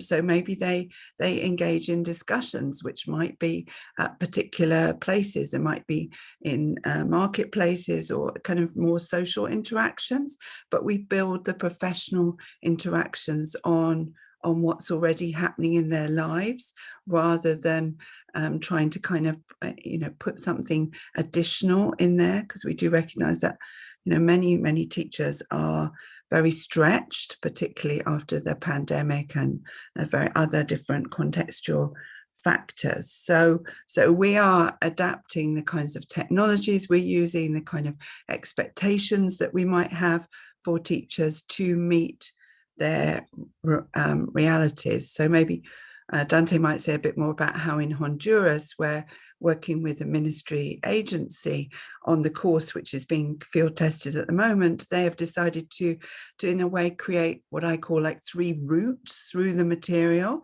that teachers are part of, which really accord to the time and the motivation and so on that teachers are bringing to this experience. Dante, perhaps you want to concretize that a bit with Honduras. Oh, that's totally fine, Freda, just to speak in Spanish. Brad, primero, la pregunta. First, the question is very relevant. These 3 conceptualizations, these 3 dimensions of adaptation, many times in our minds, adaptation makes sense to the local actors. That the activities don't seem like an alien and make sense to the group. So a part of what we have been doing in the exercise, and has to do with Frida, is how the stakeholders, the relevant players understand this activity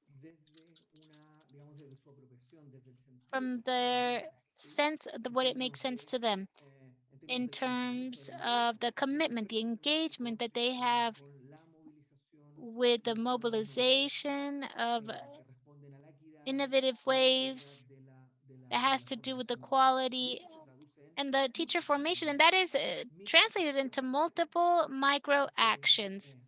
And players who are performing locally, and the system offers, for example, regional support that supports the activities of the teachers. How can we use those mechanisms that the institutionality and the system offers? That opens opportunities, that offers spaces precisely so that in this case, teachers can have more chance to be able to continue and develop those courses in formation. And in that, there's that possibility that in the system, they can penetrate and install these new conceptions or these new alternatives and opportunities for development. I think is the key word here would be adaptation. Thanks to you both. Yeah, I think that Gracias you're a los right. dos. I think that in many ways that really exemplifies a truism in scaling, which is the need to hang on to the core idea, the core methodology, but be willing to let go of a lot of the sort of assemblage around it, and understand that that needs to be thought of not in terms of fidelity, but in terms of mutual adaptation and transformation. I'm seeing a lot of questions in the chat about contextual differences, things like Honduras and Nicaragua having very different contexts, especially in terms of violence, or students with learning differences in various countries, or kids on the spectrum of autism, or ways in which the criteria for selecting reading materials, the books, the stories, the texts, need to be different in different ways, and how not all teachers are the same. So all of these are getting at this notion that it seems that the really thoughtful scaling approaches are ones where they're able to offer up some ideas and scaffold or support the work of local communities, taking them and altering them and taking ownership of them. And as long as the core idea is intact, it's very likely that the methodology will be sustained. But if a group holds too tightly to the entire program or product, what will oftentimes happen it just won't be accepted or institutionalized over time. Nicholas, what do you think about the work that you've been doing in these notions of adaptation for context? Thanks, Brad. La discusión es obviamente súper. The discussion is relevant. And for us in particular, I think there are a lot of dimensions we could talk about. We could talk for hours about the work that we have been trying to do. So our assessment is globally and locally relevant, which is a great challenge. I'm going to focus in one particular issue because we don't have much time. All these processes, I think ours in particular, because we are talking about assessment, which is a specific area, but also we are working with 2 or 3 different countries which are so far away from each other. We are talking about how to overcome the tension between what is common and what is particular.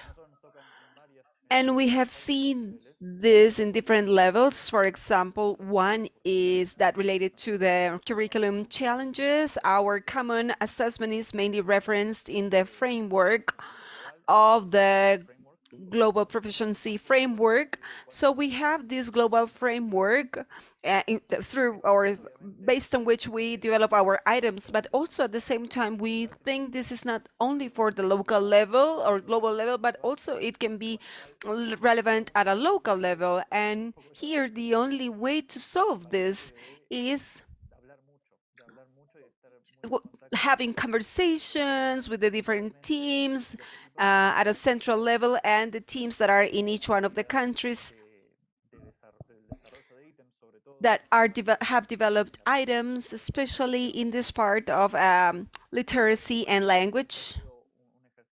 And this has been and continues to be, because we continue under the same logic, this is a constant exercise of looking with one eye to things that we can report globally, and with the other eye to see with specific issues that we can mention and emphasize in each one of the countries that are part of this project. So all these situations have had an impact in the final instrument that we've been using. And this we have found consensus, talking and having conversations about the things that are relevant in all the countries. When analyzing the information, we can emphasize in different things based on the country, but our assessment reflects that according to the opinion of the organizations that are part of this process, that also at the same have an open conversation with teachers or with headmasters or from each country, they are, at the end, they are tools and they reflect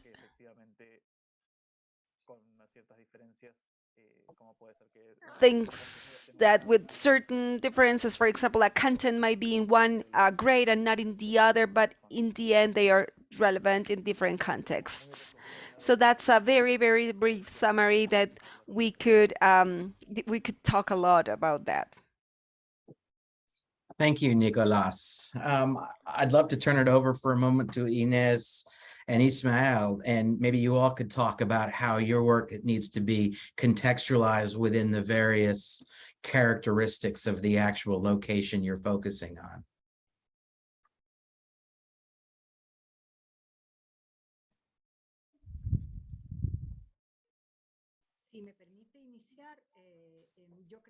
I may start, and I think it's important about when we talk about this contextualization based on the analysis about which are the stakeholders that are going to facilitate the answer. UNICEF has mentioned how pertinent it is to keep the culture, to keep the local roots, to guarantee a pertinent or right or learning. So this is what it is about. So how to do this previous analysis, and all those materials are built based on the local need from Africa. For example, there are many countries there with more than 50 languages which are spoken. So this allowed Ghana, for example, to highlight that contextualization of materials that were locally created. They want to create materials with the stakeholders and the children that meet certain requirements.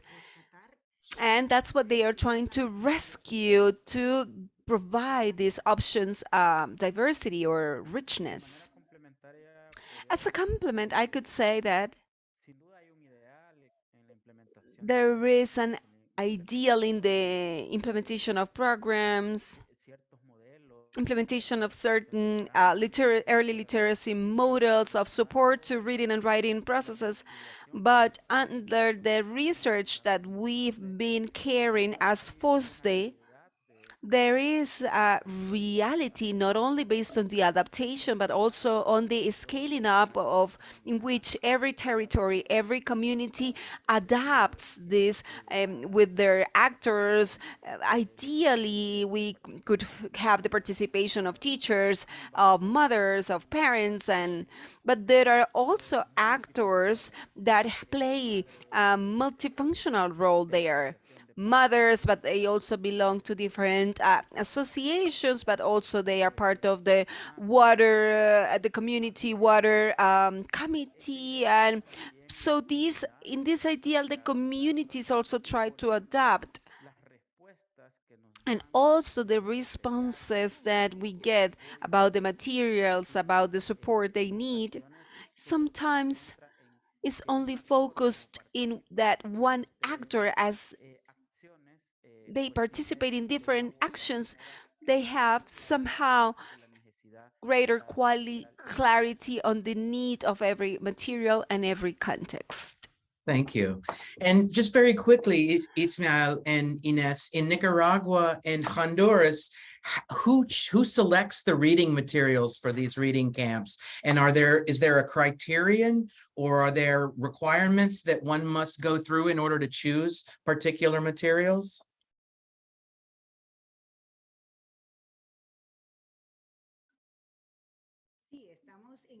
Yes, we follow a framework in what is considered international at an international level to if we are going to purchase books. Here we have two different actions. One is to purchase these books, to create these banks of books for the community, and the second is the creation of books with certain parameters that are meaningful, that respond to their environment, that are culturally acceptable according to the reading level, from graphs to the contents in texts, and that allow inclusion and equity of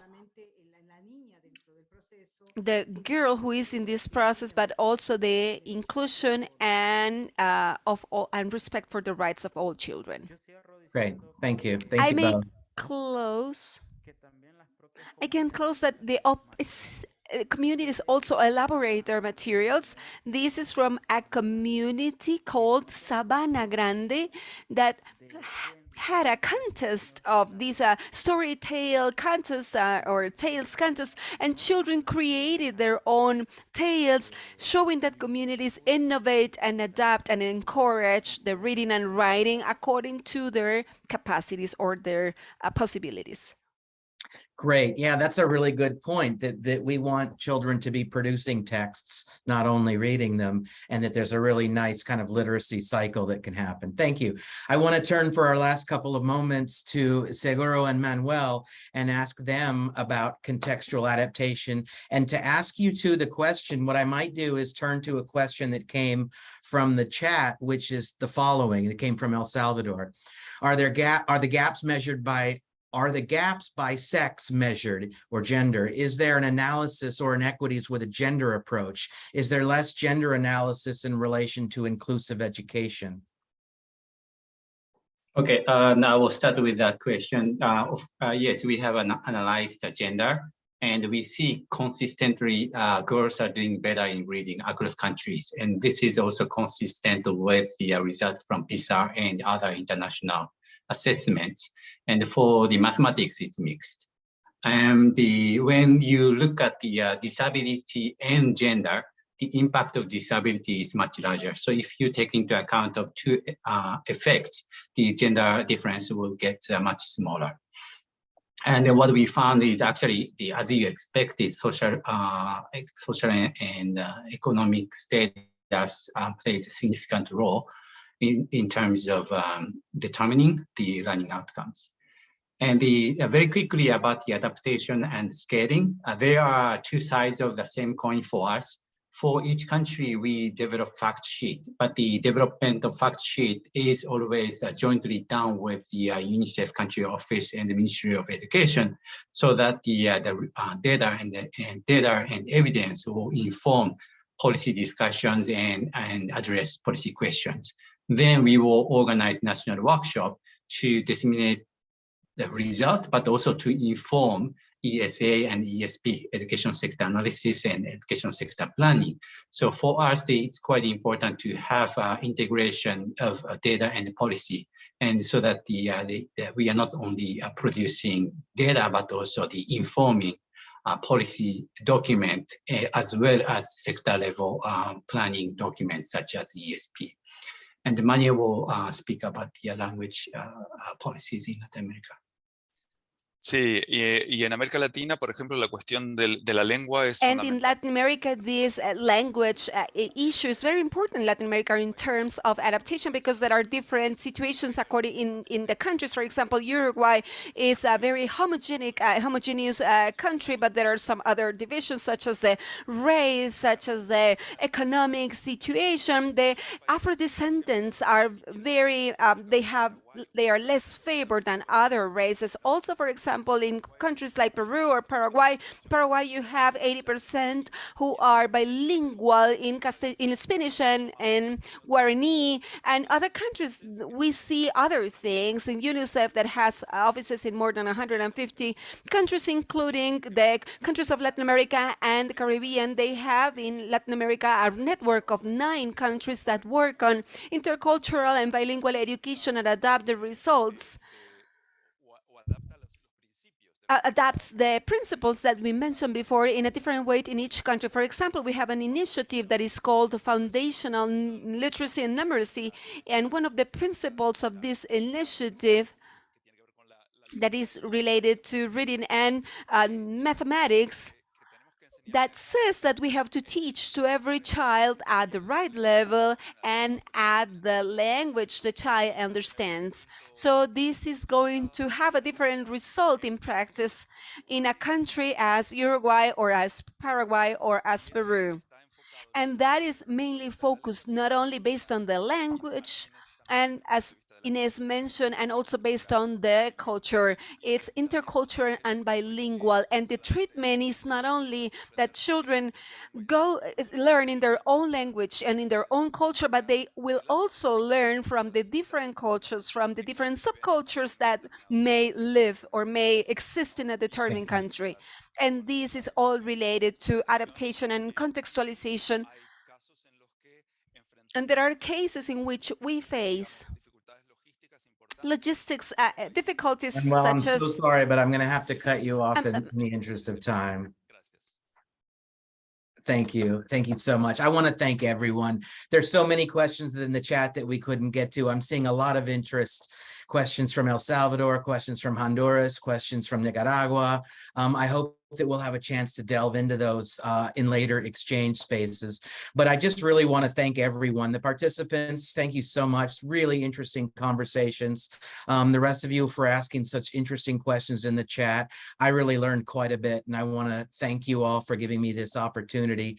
And in the last 30 seconds or so, I'd like to turn it back over to SUMMA and the LAC Hub to kind of close things out for us. But again, thank you so much to all. Thank you, Brad. Thank you, Brad. Excellent panel. Gracias también a todas. Thank you, all the representatives from the different institutions that are part of this large KIX ecosystem. We're going to have a break for 5 minutes before we start the second panel, when we are going to learn about Red CLADE and the Fundación Educación 2020 and FOSDEH Alegría, Nicaragua. We invite you all to our next event that is going to be the second KIX LAC colloquium that is going to be on June 22nd. We are going to have a meeting with different researchers and academics for sharing their reflections from research on the strengths, challenges, and educational opportunities in Central America and the Caribbean. You may find information in our webpage, www.summa.org, and the registry link there. We're going to stop for 5 minutes.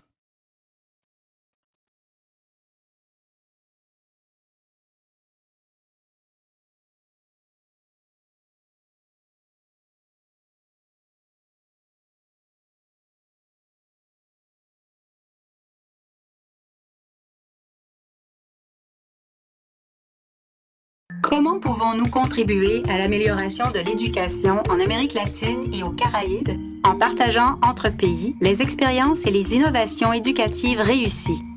Voilà ce que fait KIX LAC.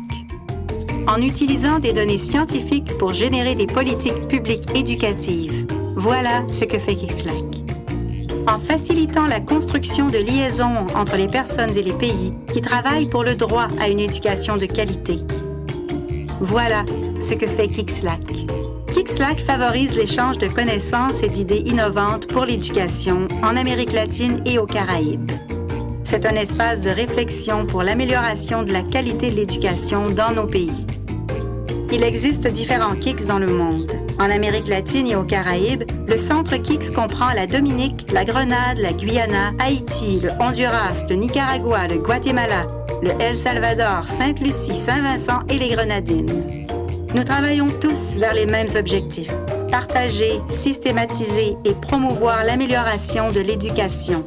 Les défis d'une éducation inclusive nous rassemblent toutes et tous. Étudiants, enseignants, experts, écoles et pays.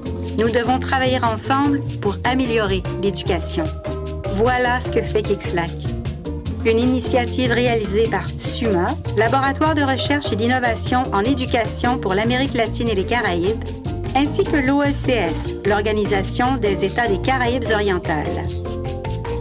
Aussi promu par le Partenariat mondial pour l'éducation et le Centre de recherche pour le développement international du Canada.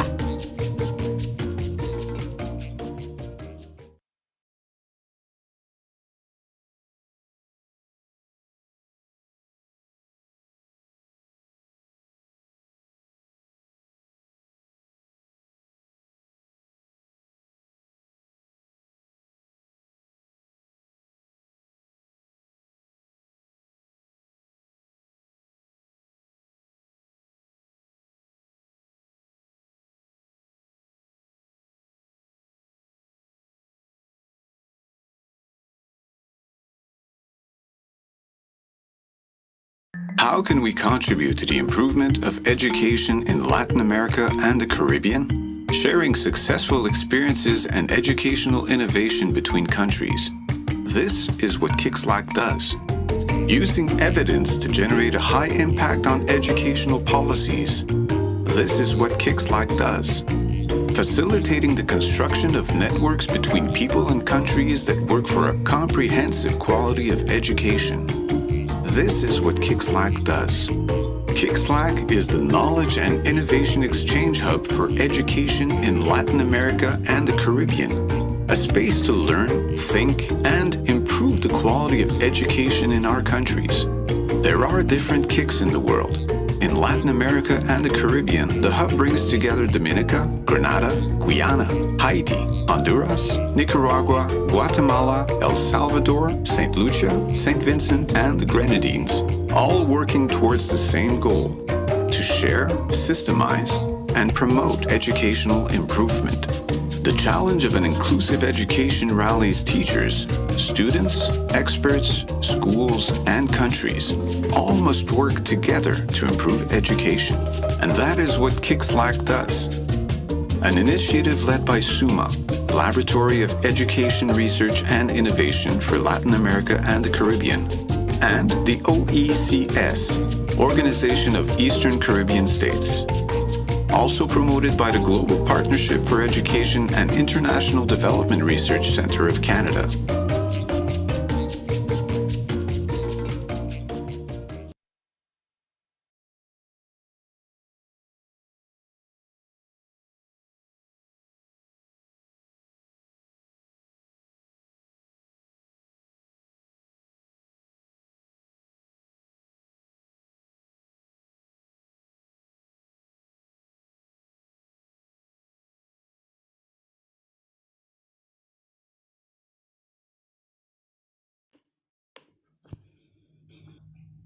Bienvenidas y bienvenidos nuevamente.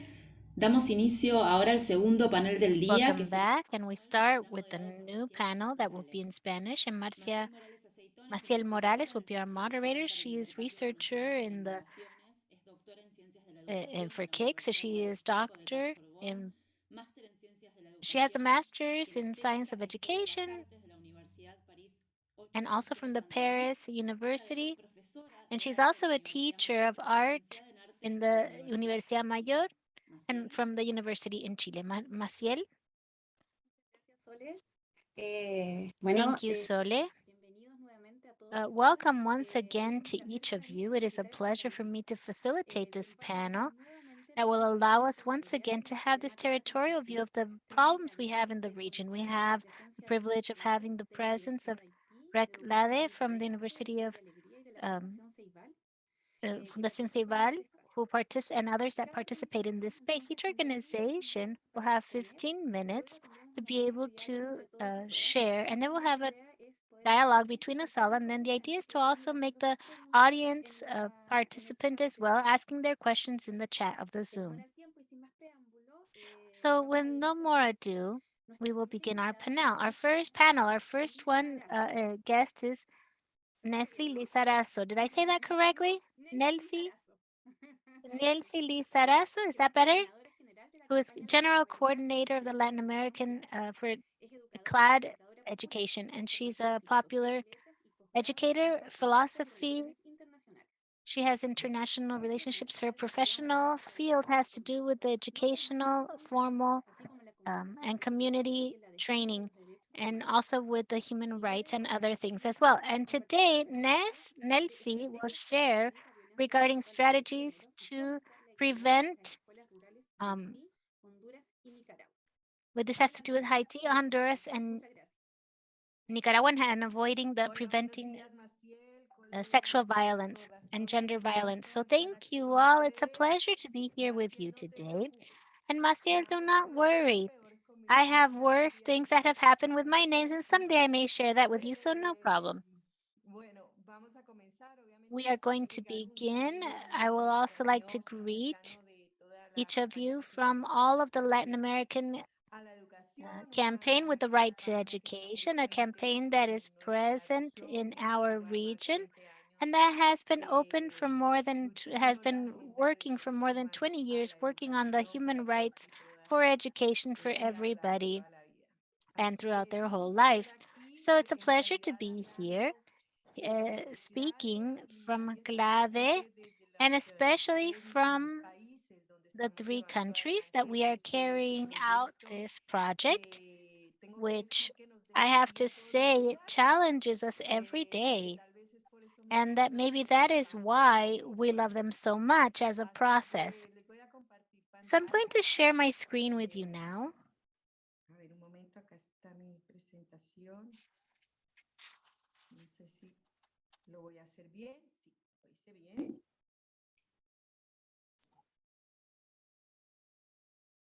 Y ahí creo que está ya en modo presentación, Okay, ¿verdad? so I think now I am presenting.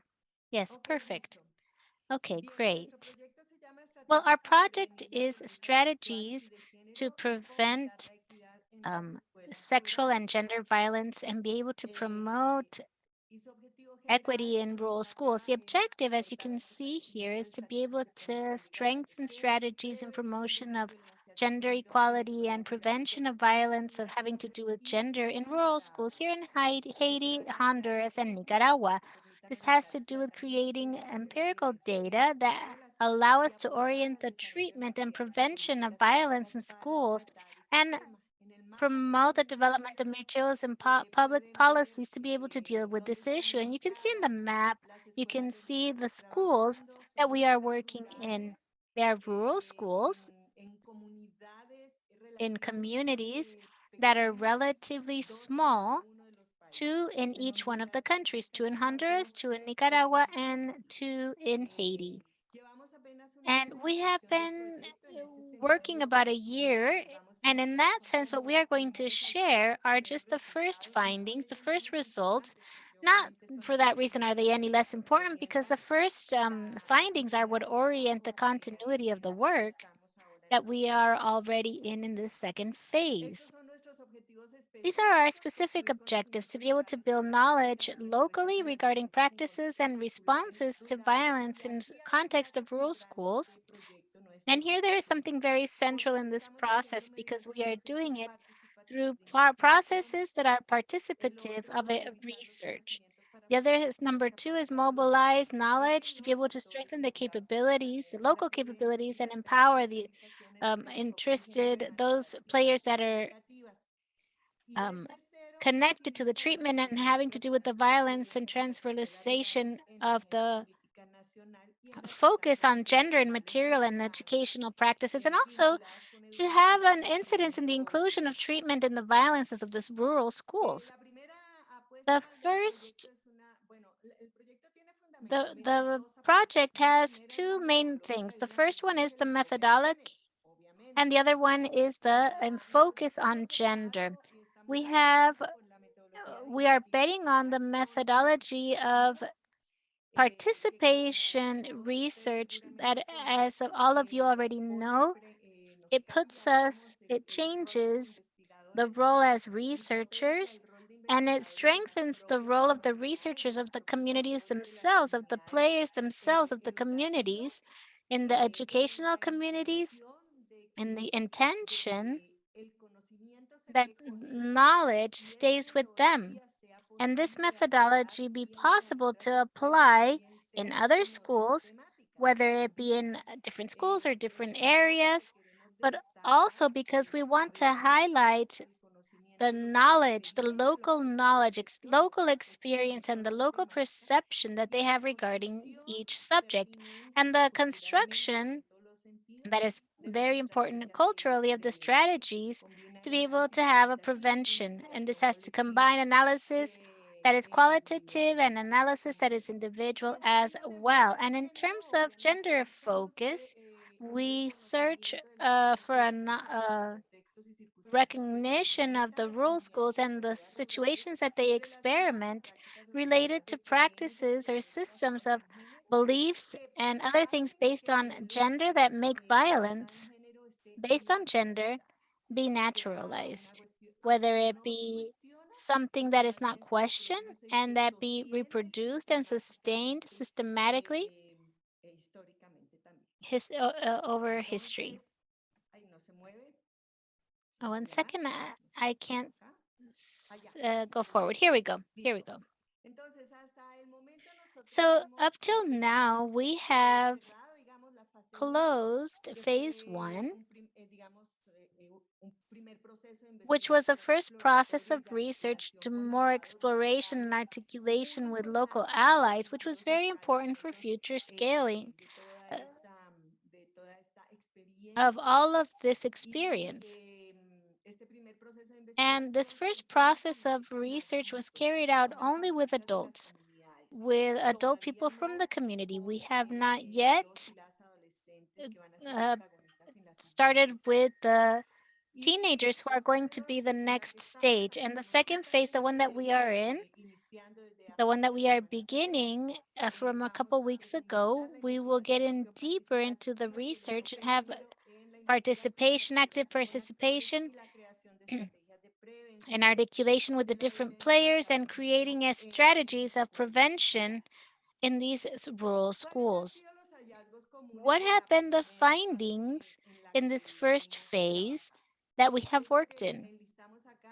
Here, the list here are the things that are common to the 6 schools and that we identified in all three countries beyond their cultural, social, economic, or other context. First is the influence of the belief systems and religious values, the difficulty to go in from the focus of gender and or violence based on gender with rural educational communities, the naturalization of damaging practices, especially punishment as a corrective function having to do with raising and pedagogical reasons, normalization of the violence in the bodies and the lives of the girls and teenagers, the teachers with disposition for formation of the subject and being able to approach the different subjects, the absence of the response of the state in prevention and eradication of violence, of gender violence in the context of rural education,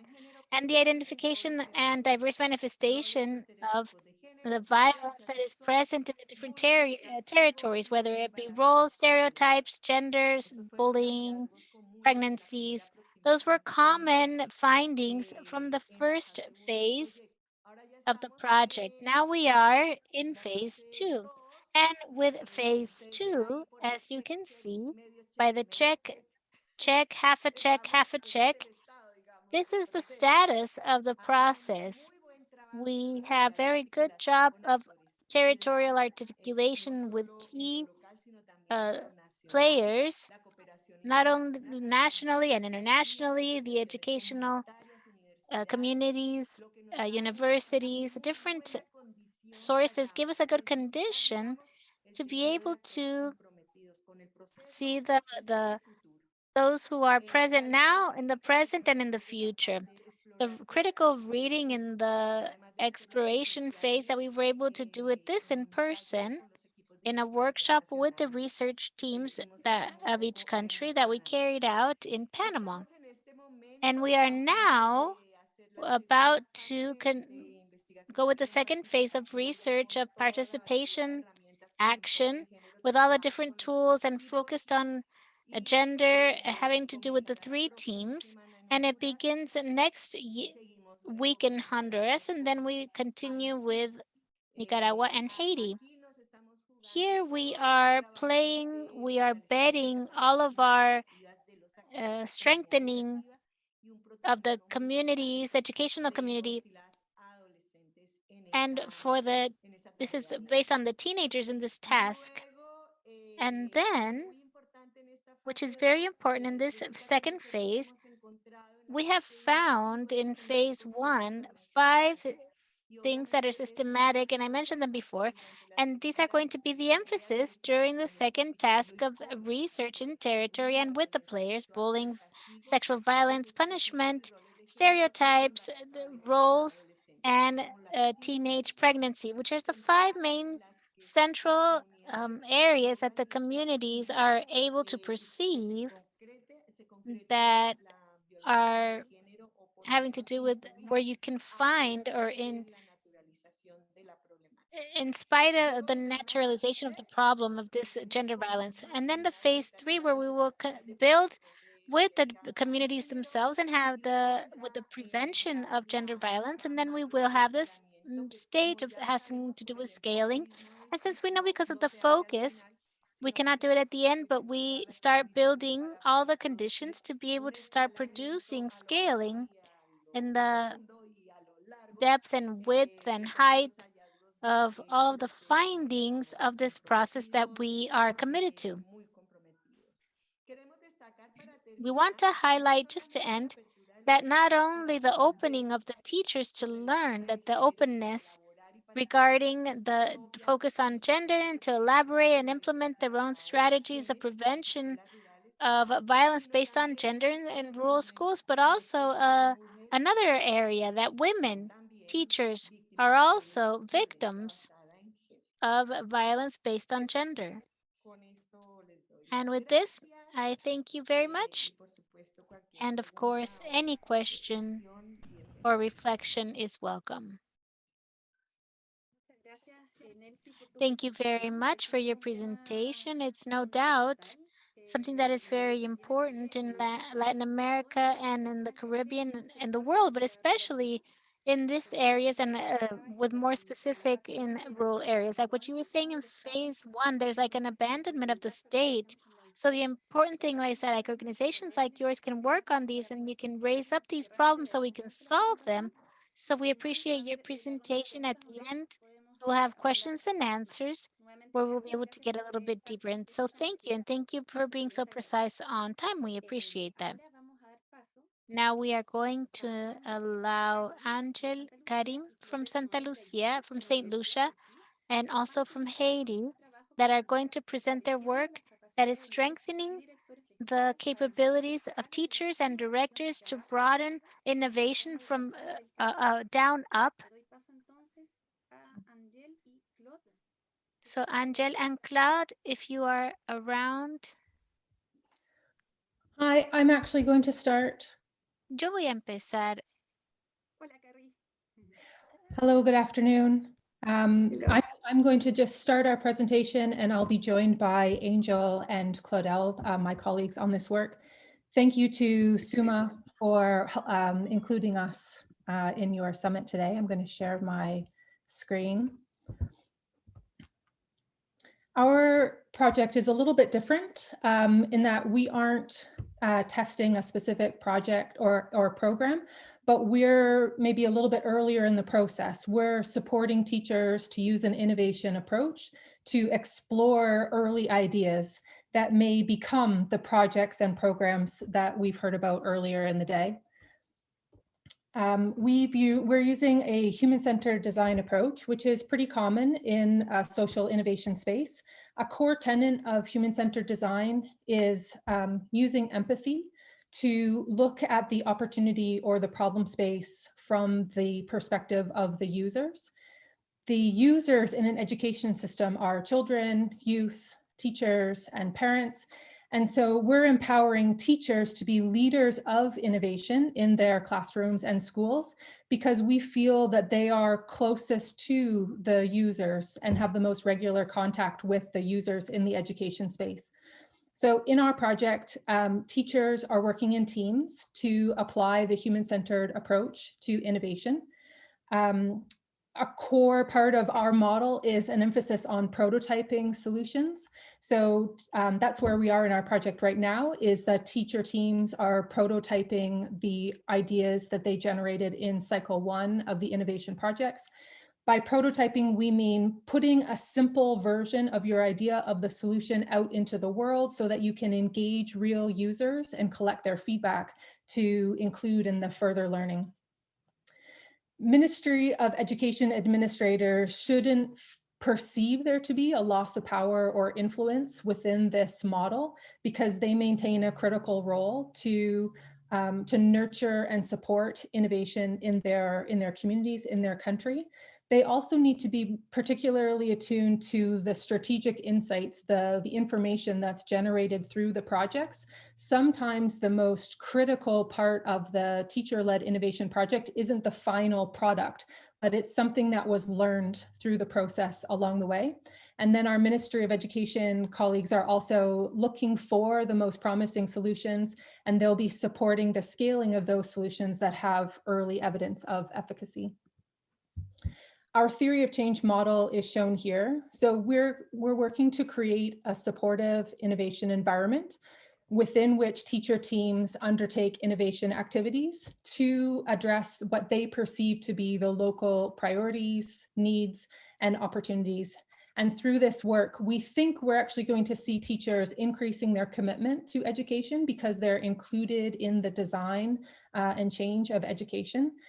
We're also aiming to increase inclusion within of our education stakeholders, including those teachers, community members who may have previously felt excluded, either because of being part of a minority group or some other type of marginalized community. Ultimately, through this work, we hope to increase the capacity of our education systems to address their local priorities and also increase the capacity for future education reform. I'm going to pass on to Claudel and Angel to tell you more about the specific activities happening in the countries.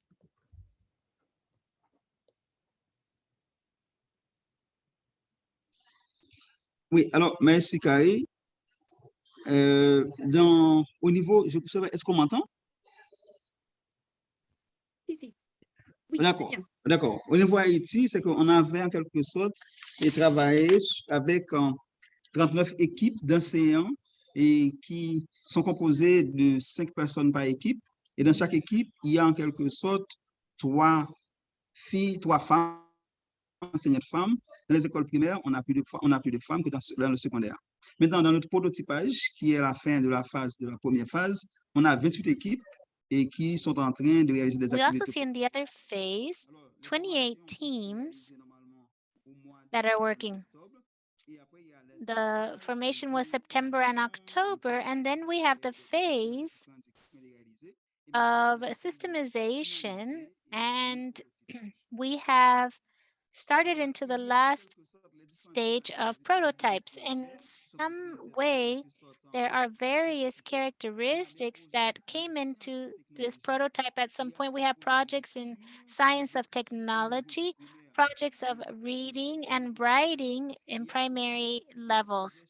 And also, we can find the pedagogy and prototypes that are also in the integration of the parents in the school life.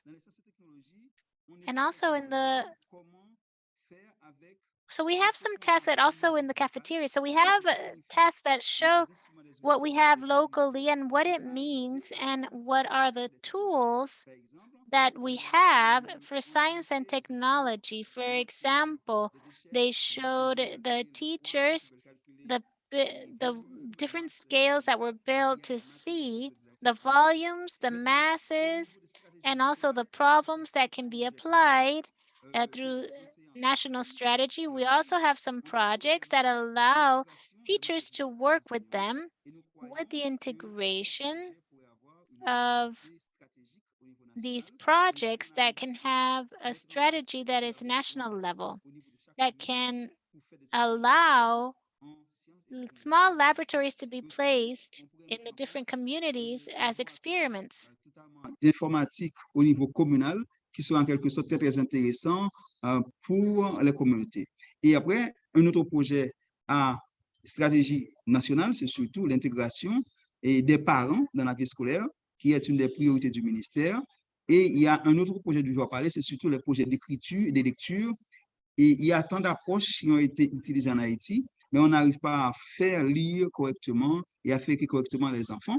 Donc, ce projet de lecture et d'écriture, on est en train de le prototyper maintenant. C'est un projet aussi qui pourrait être une stratégie nationale avec des nouveaux modèles, nouvelles approches, et une autre façon de permettre que les enfants puissent lire et écrire. Je passe la parole à Angèle.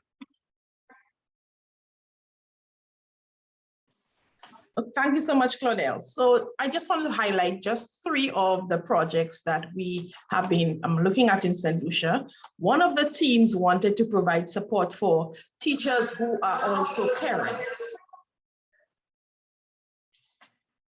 They found that this group during the pandemic did not get the support. They were a unique group of persons who faced challenges both as teachers and as parents, and they really wanted to provide support during that time. And one of the things they did was assess the support mechanisms available at the schools and across schools. For instance, they found that some schools had ongoing IT support, which was urgently needed during that time of online learning. Some schools also had active counselors who provided psychosocial support for the teachers. That school as well, where one of the team members worked, had online forums where teachers would meet and share during that time. So she found that a lot of those supports that were available at her school really made a difference. And she found that although they were available at her school, at other schools, these mechanisms for support were not there. Another of our teams, the project had as an outcome supporting underachieving and overachieving students. And these are definitely groups of students who are at both ends of the learning spectrum. The gaps between those groups definitely widened even further during the period of remote learning during the pandemic. The team found that many of the underachieving students, they had challenges in literacy development, and they also displayed some behavioral challenges or issues as well. The special needs teacher did not always have the training required to provide support to those groups of students. Sometimes the teacher was used as a substitute teacher or floating teacher.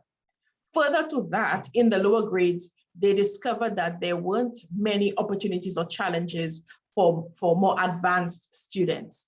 So they have a few avenues that they would like to continue to explore so that they could find solutions to this challenge and to maximize the opportunities that they can create for underachieving and overachieving students.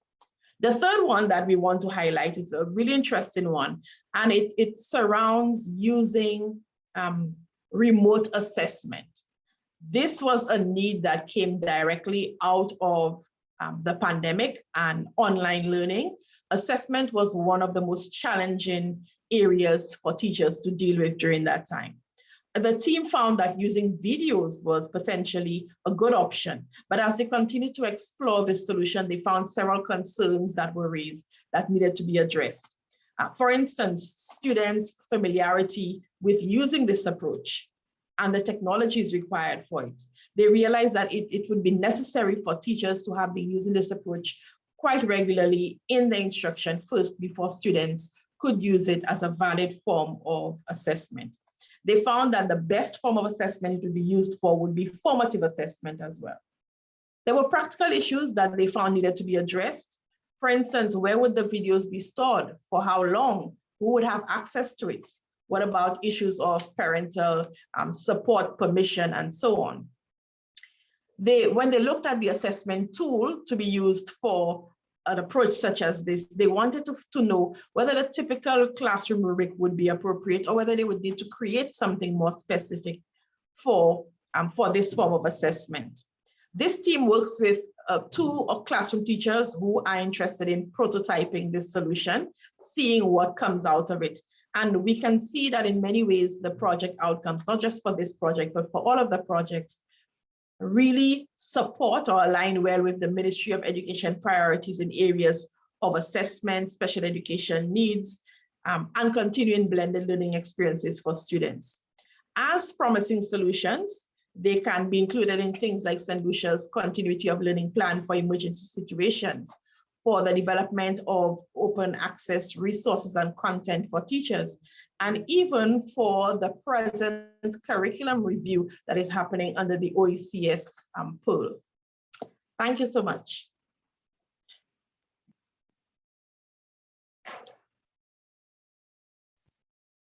Muchas gracias, Carrie. Thank you, Carrie. For, Claude and Angel, for your presentation. It was very interesting to see the perspectives, to what is happening in St. Lucia and Haiti, and the importance of offering solutions. We know all the challenges, and it's important to try to offer support and solutions. And something that is very interesting that I wanted to highlight that Claude mentioned, that is, what can we do with what we have? And based on this, work on that. And thank you so much for your presentation. And then we will have a moment to go deeper in this and answer the questions. Now we are going to listen to our the third panelists. They are Carolina Alvarez and Vladimir Mairen. Carolina, she is the head of mobilization of knowledge of the TEPA in Knowledge 2020. She's got a master's degree in social sciences in the University of Chile, and she's a PhD candidate from the Diego Portales University. And Vladimir Airena, he is the regional coordinator of FOSDEH Alegría in Nicaragua. He's got a master's degree in education. He's got a BA in education, and he's got a emphasis in psychology. He works since 2008. He's been working with FOSDEH Alegría as a regional coordinator, and both are going to present their projects called Adapting and Widening the Scale of Peer Tutoring for a Rural and Equitative Education in Honduras and Nicaragua. Good afternoon, everybody. Thank you for having me here. I'm going to share my screen. Can you see here? Thank you so much. We thank you for this instance to present our experiences the experiences that we are developing. On behalf of TEPA, we thank you for this instance. This project is being carried with different organizations: Fundación Educación 2020, FOSDEH Alegría Nicaragua, FOSDEH Alegría Honduras. They are also part of this project whose aim is to cooperate in the improvement of the educational systems in Nicaragua through the adaptation and development of a pilot of the tutoring between peers in 40 rural schools in Honduras and Nicaragua. And also they are developing research and action investigation, and this is developed based on gender and interculturality views. This strategy, the tutoring among peers, is developed in a post-pandemic circumstances. And as we know, before pandemic, there were a lot of challenges that were related to the development of skills for the 21st century, moving towards a more equitative and inclusive education. And these challenges add more things to the challenges of the pandemic, such as the coverage and the permanence of children in these contexts. We are going to develop these, the tutoring within peers, and we work in TEPA with one type of this tutoring that was developed in the rural context in Mexico by the team led by Gabriel Cámara. and that has been implemented in more than 30,000 schools in Mexico and was also developed in Chile, Argentina, and Thailand in different contexts. What type of tutoring are we talking about in this project? What's the one that we are building this pilot about? The focus of this tutoring is the transformation of the pedagogical core, which is understood as the relationship between a tutor and an apprentice. And in the middle, there is a content, and this content is chosen by that who learns, or those who learn, and those who want to learn, and those who are learning. Once the apprentice chooses a topic in this catalog of topics, they start this relationship between the tutor and the apprentice based on questions and the respect of the learning pace of the apprentice that is developing this autonomous learning process, solving certain challenges. Once this relationship is created, the apprentice shows in public what he or she has learned in these tutors, and he is going to be the tutor of a new apprentice. And this is another principle of this strategy, which is that we want to break the educational hierarchies, because all can teach, all can learn. We all can teach and we can all learn. We can become an expert. This is the type of tutoring that we work in the TEPA project. What is it that we're looking for? We want to promote with TEP. Following this strategy has been implemented before, so we have the evidence that shows that this strategy promotes the development of the skills of the 21st century, and it has shown positive effects in the development of metacognition, in the communication skills, and in the autonomy of the students in their learning processes. And also, it has shown positive results in the development of fundamental skills such as reading and writing, and the development of mathematics and sciences.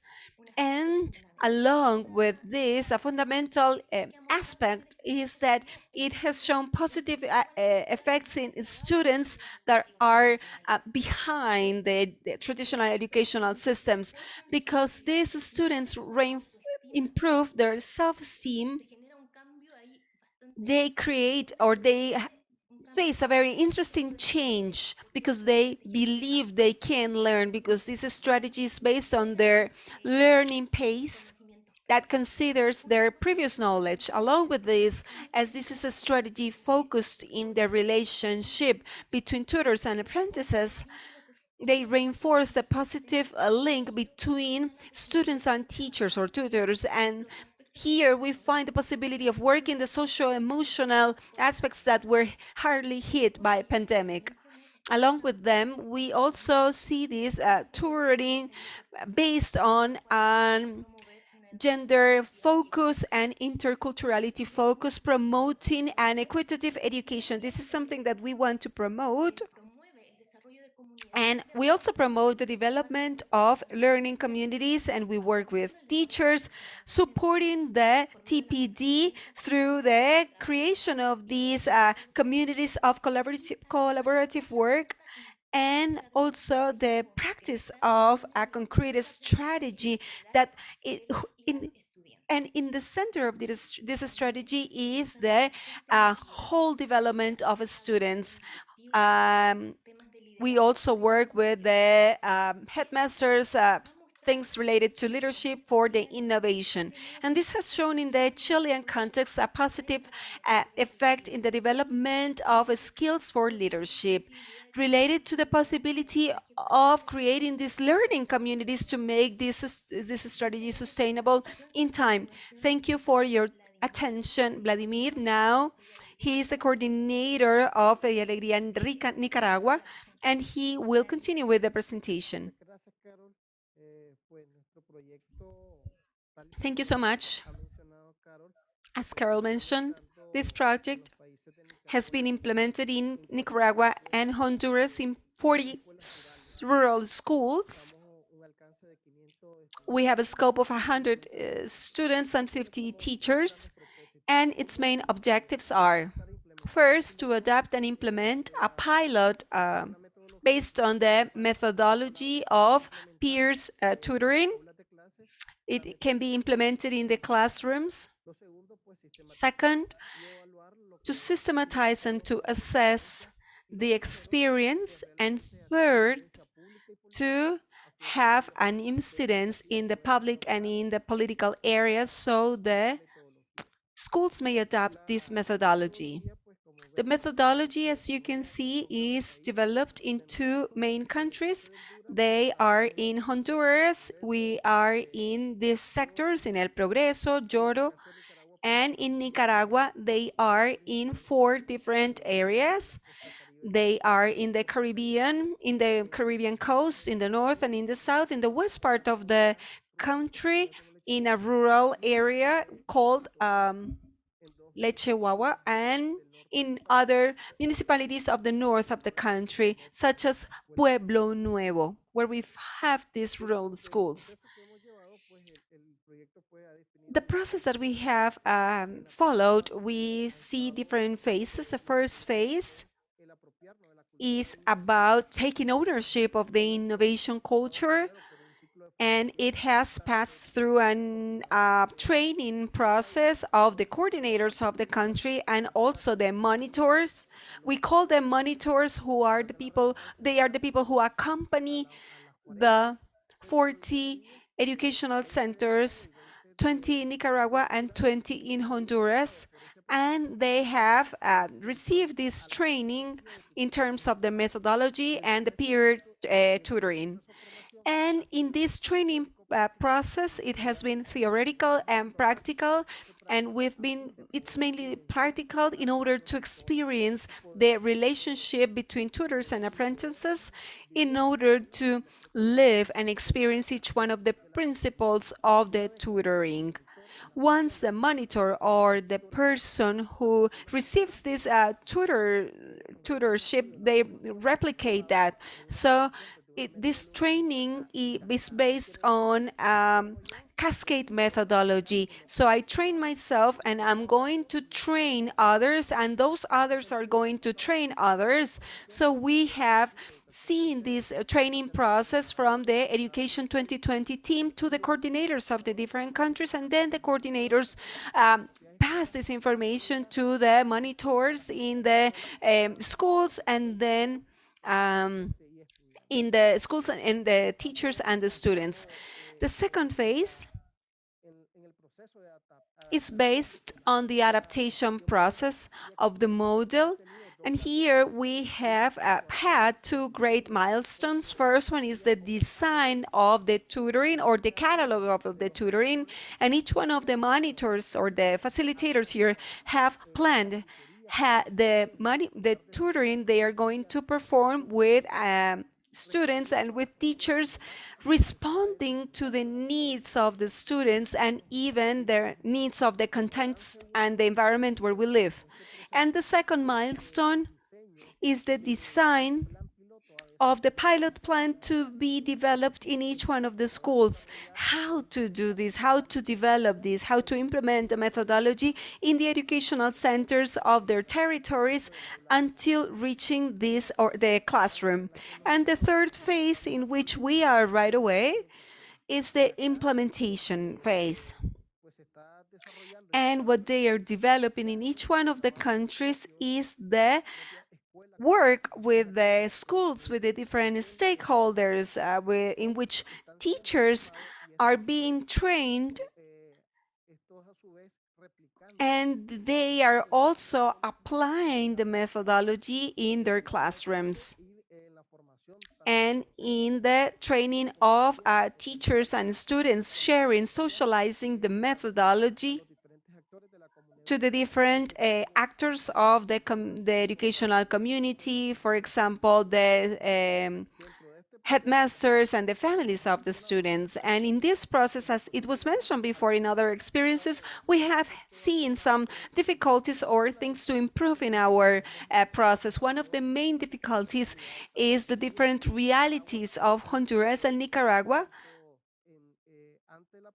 before pandemic and after pandemic, and especially in the time of pandemic, the educational centers of Honduras were closed. And when they were closed, as they were closed, there was an effect in their learning process. It has had consequences in the basic skills of reading and writing of students who have reading and writing problems.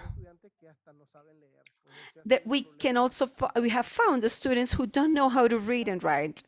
But in Nicaragua, although the centers were open in different modalities, such as the distance modality or the online modality, we can see that because they didn't reach the expected results in relation to the basic skills in the fluency of reading and the reading comprehension. Another difficulty that we saw in the implementation of the methodology is related to the structure and organization of the educational systems. The educational systems of our countries are organized in schedule.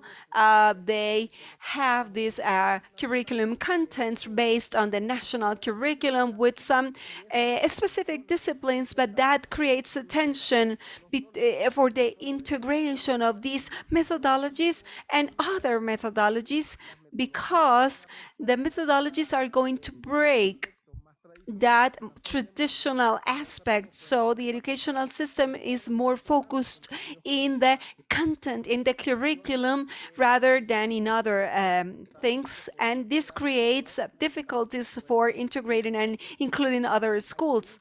So here we have questions that at the beginning of any intervention of the questions from the actors is like, how do you do this in the classroom? Among the learnings or the findings that we find that are positive of this methodology, one aspect is that it responds to the context and to the paradigms that are desired for the 21st century. As Carol mentioned, she talked about metacognition, and that's something very important, in which the methodology in which the student is focused on his or her learning process, using the tools that give them the possibility to learn, not learning contents, but learning skills. And there is something very interesting here that also breaks that structure of the traditional school, when teachers become facilitators, when we see this dialogue or this relationship based on the dialogue, and the education responds to the students, and the student is the builder of their own knowledge and learning process. Another aspect is the development of the socio-emotional skills, and we think it's an important pillar, because if they are not developed, if there is no relationship between the tutor and the apprentice, if there is no relationship, that they cannot learn, because they are not going to develop the other principles. The importance of the training for innovation and to give a guarantee to the educational quality of the teachers. And education should be a continuous learning and reflection process. The role of the family is very important, because they are the decision makers of the learning process and the engagement of the families in the educational process of their children. And last, whenever there are innovative proposals in these educational systems in the countries, historically, these are seen as a recipe, but we have looked for the contextualization and the adaptation in order to adapt and to adjust to the realities of the schools in each one of the countries, even in the countries that are different proposals of how to implement this methodology according to the needs and problems and characteristics of the territories. And this shows us that education is not a recipe. Education is part of an organization, is part of a proposal that responds to the context and reality of every territory. Well, this is our presentation. We want to thank you for sharing this, for allowing us to share this experience. Gracias, Vladimir y Carolina, por la presentación. Thank you very much, Vladimir and Carolina, for the presentation. An important point that you mentioned, it sounded like a rupture, wanting to break the hierarchies of education, and that it's not a recipe. Education is not a recipe. And those, I think, that are elements that are very important for the construction and to take advantage of everything that was bad within the pandemic and help us realize these things and rethink. I think these concepts are very important. So thank you for your project. It's very interesting, and we will talk more about it at the end of the panel. Thank you once again. And now we will go on with our last presentation, which is Maria Florencia Ripani. She is a director of the Fundación CEIBAL. She has a master's in art and documentary by practice from the Royal Holloway from London. She also has a degree in Rosario, Argentina. She's leader of adaptations, digital adaptations for distance learning, inclusive for Honduras and Nicaragua. Thank you, Maria Florencia. Please go ahead. Muchísimas gracias, muchas gracias por la invitación. Y bueno, vamos a comenzar con una presentación para presentar el proyecto que estamos llevando adelante dentro de la iniciativa KIX, Educación Digital Rural e Inclusiva, tanto en Honduras como en Nicaragua. Para comenzar, me gustaría poder presentar un video brevemente, ya que soy la última y que a lo mejor están todos un poco cansados, para poder introducir de una manera alternativa el proyecto. So you can see this in a different way.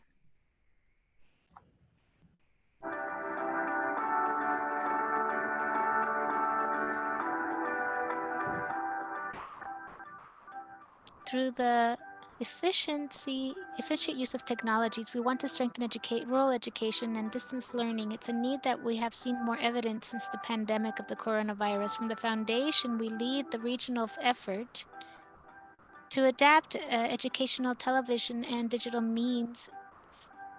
And Latin America is a region that is the most unequal. We unite our efforts with people from Honduras, Nicaragua, and the different regions, and we collaborate with authorities, universities, NGOs, and different education players to be able to face the different gaps having to do with gender and the challenges in communities. And we propose to create pedagogical resources in a participative way, integrating cultural identities of the rural communities to be able to build a school that is much more sustainable and full of equity.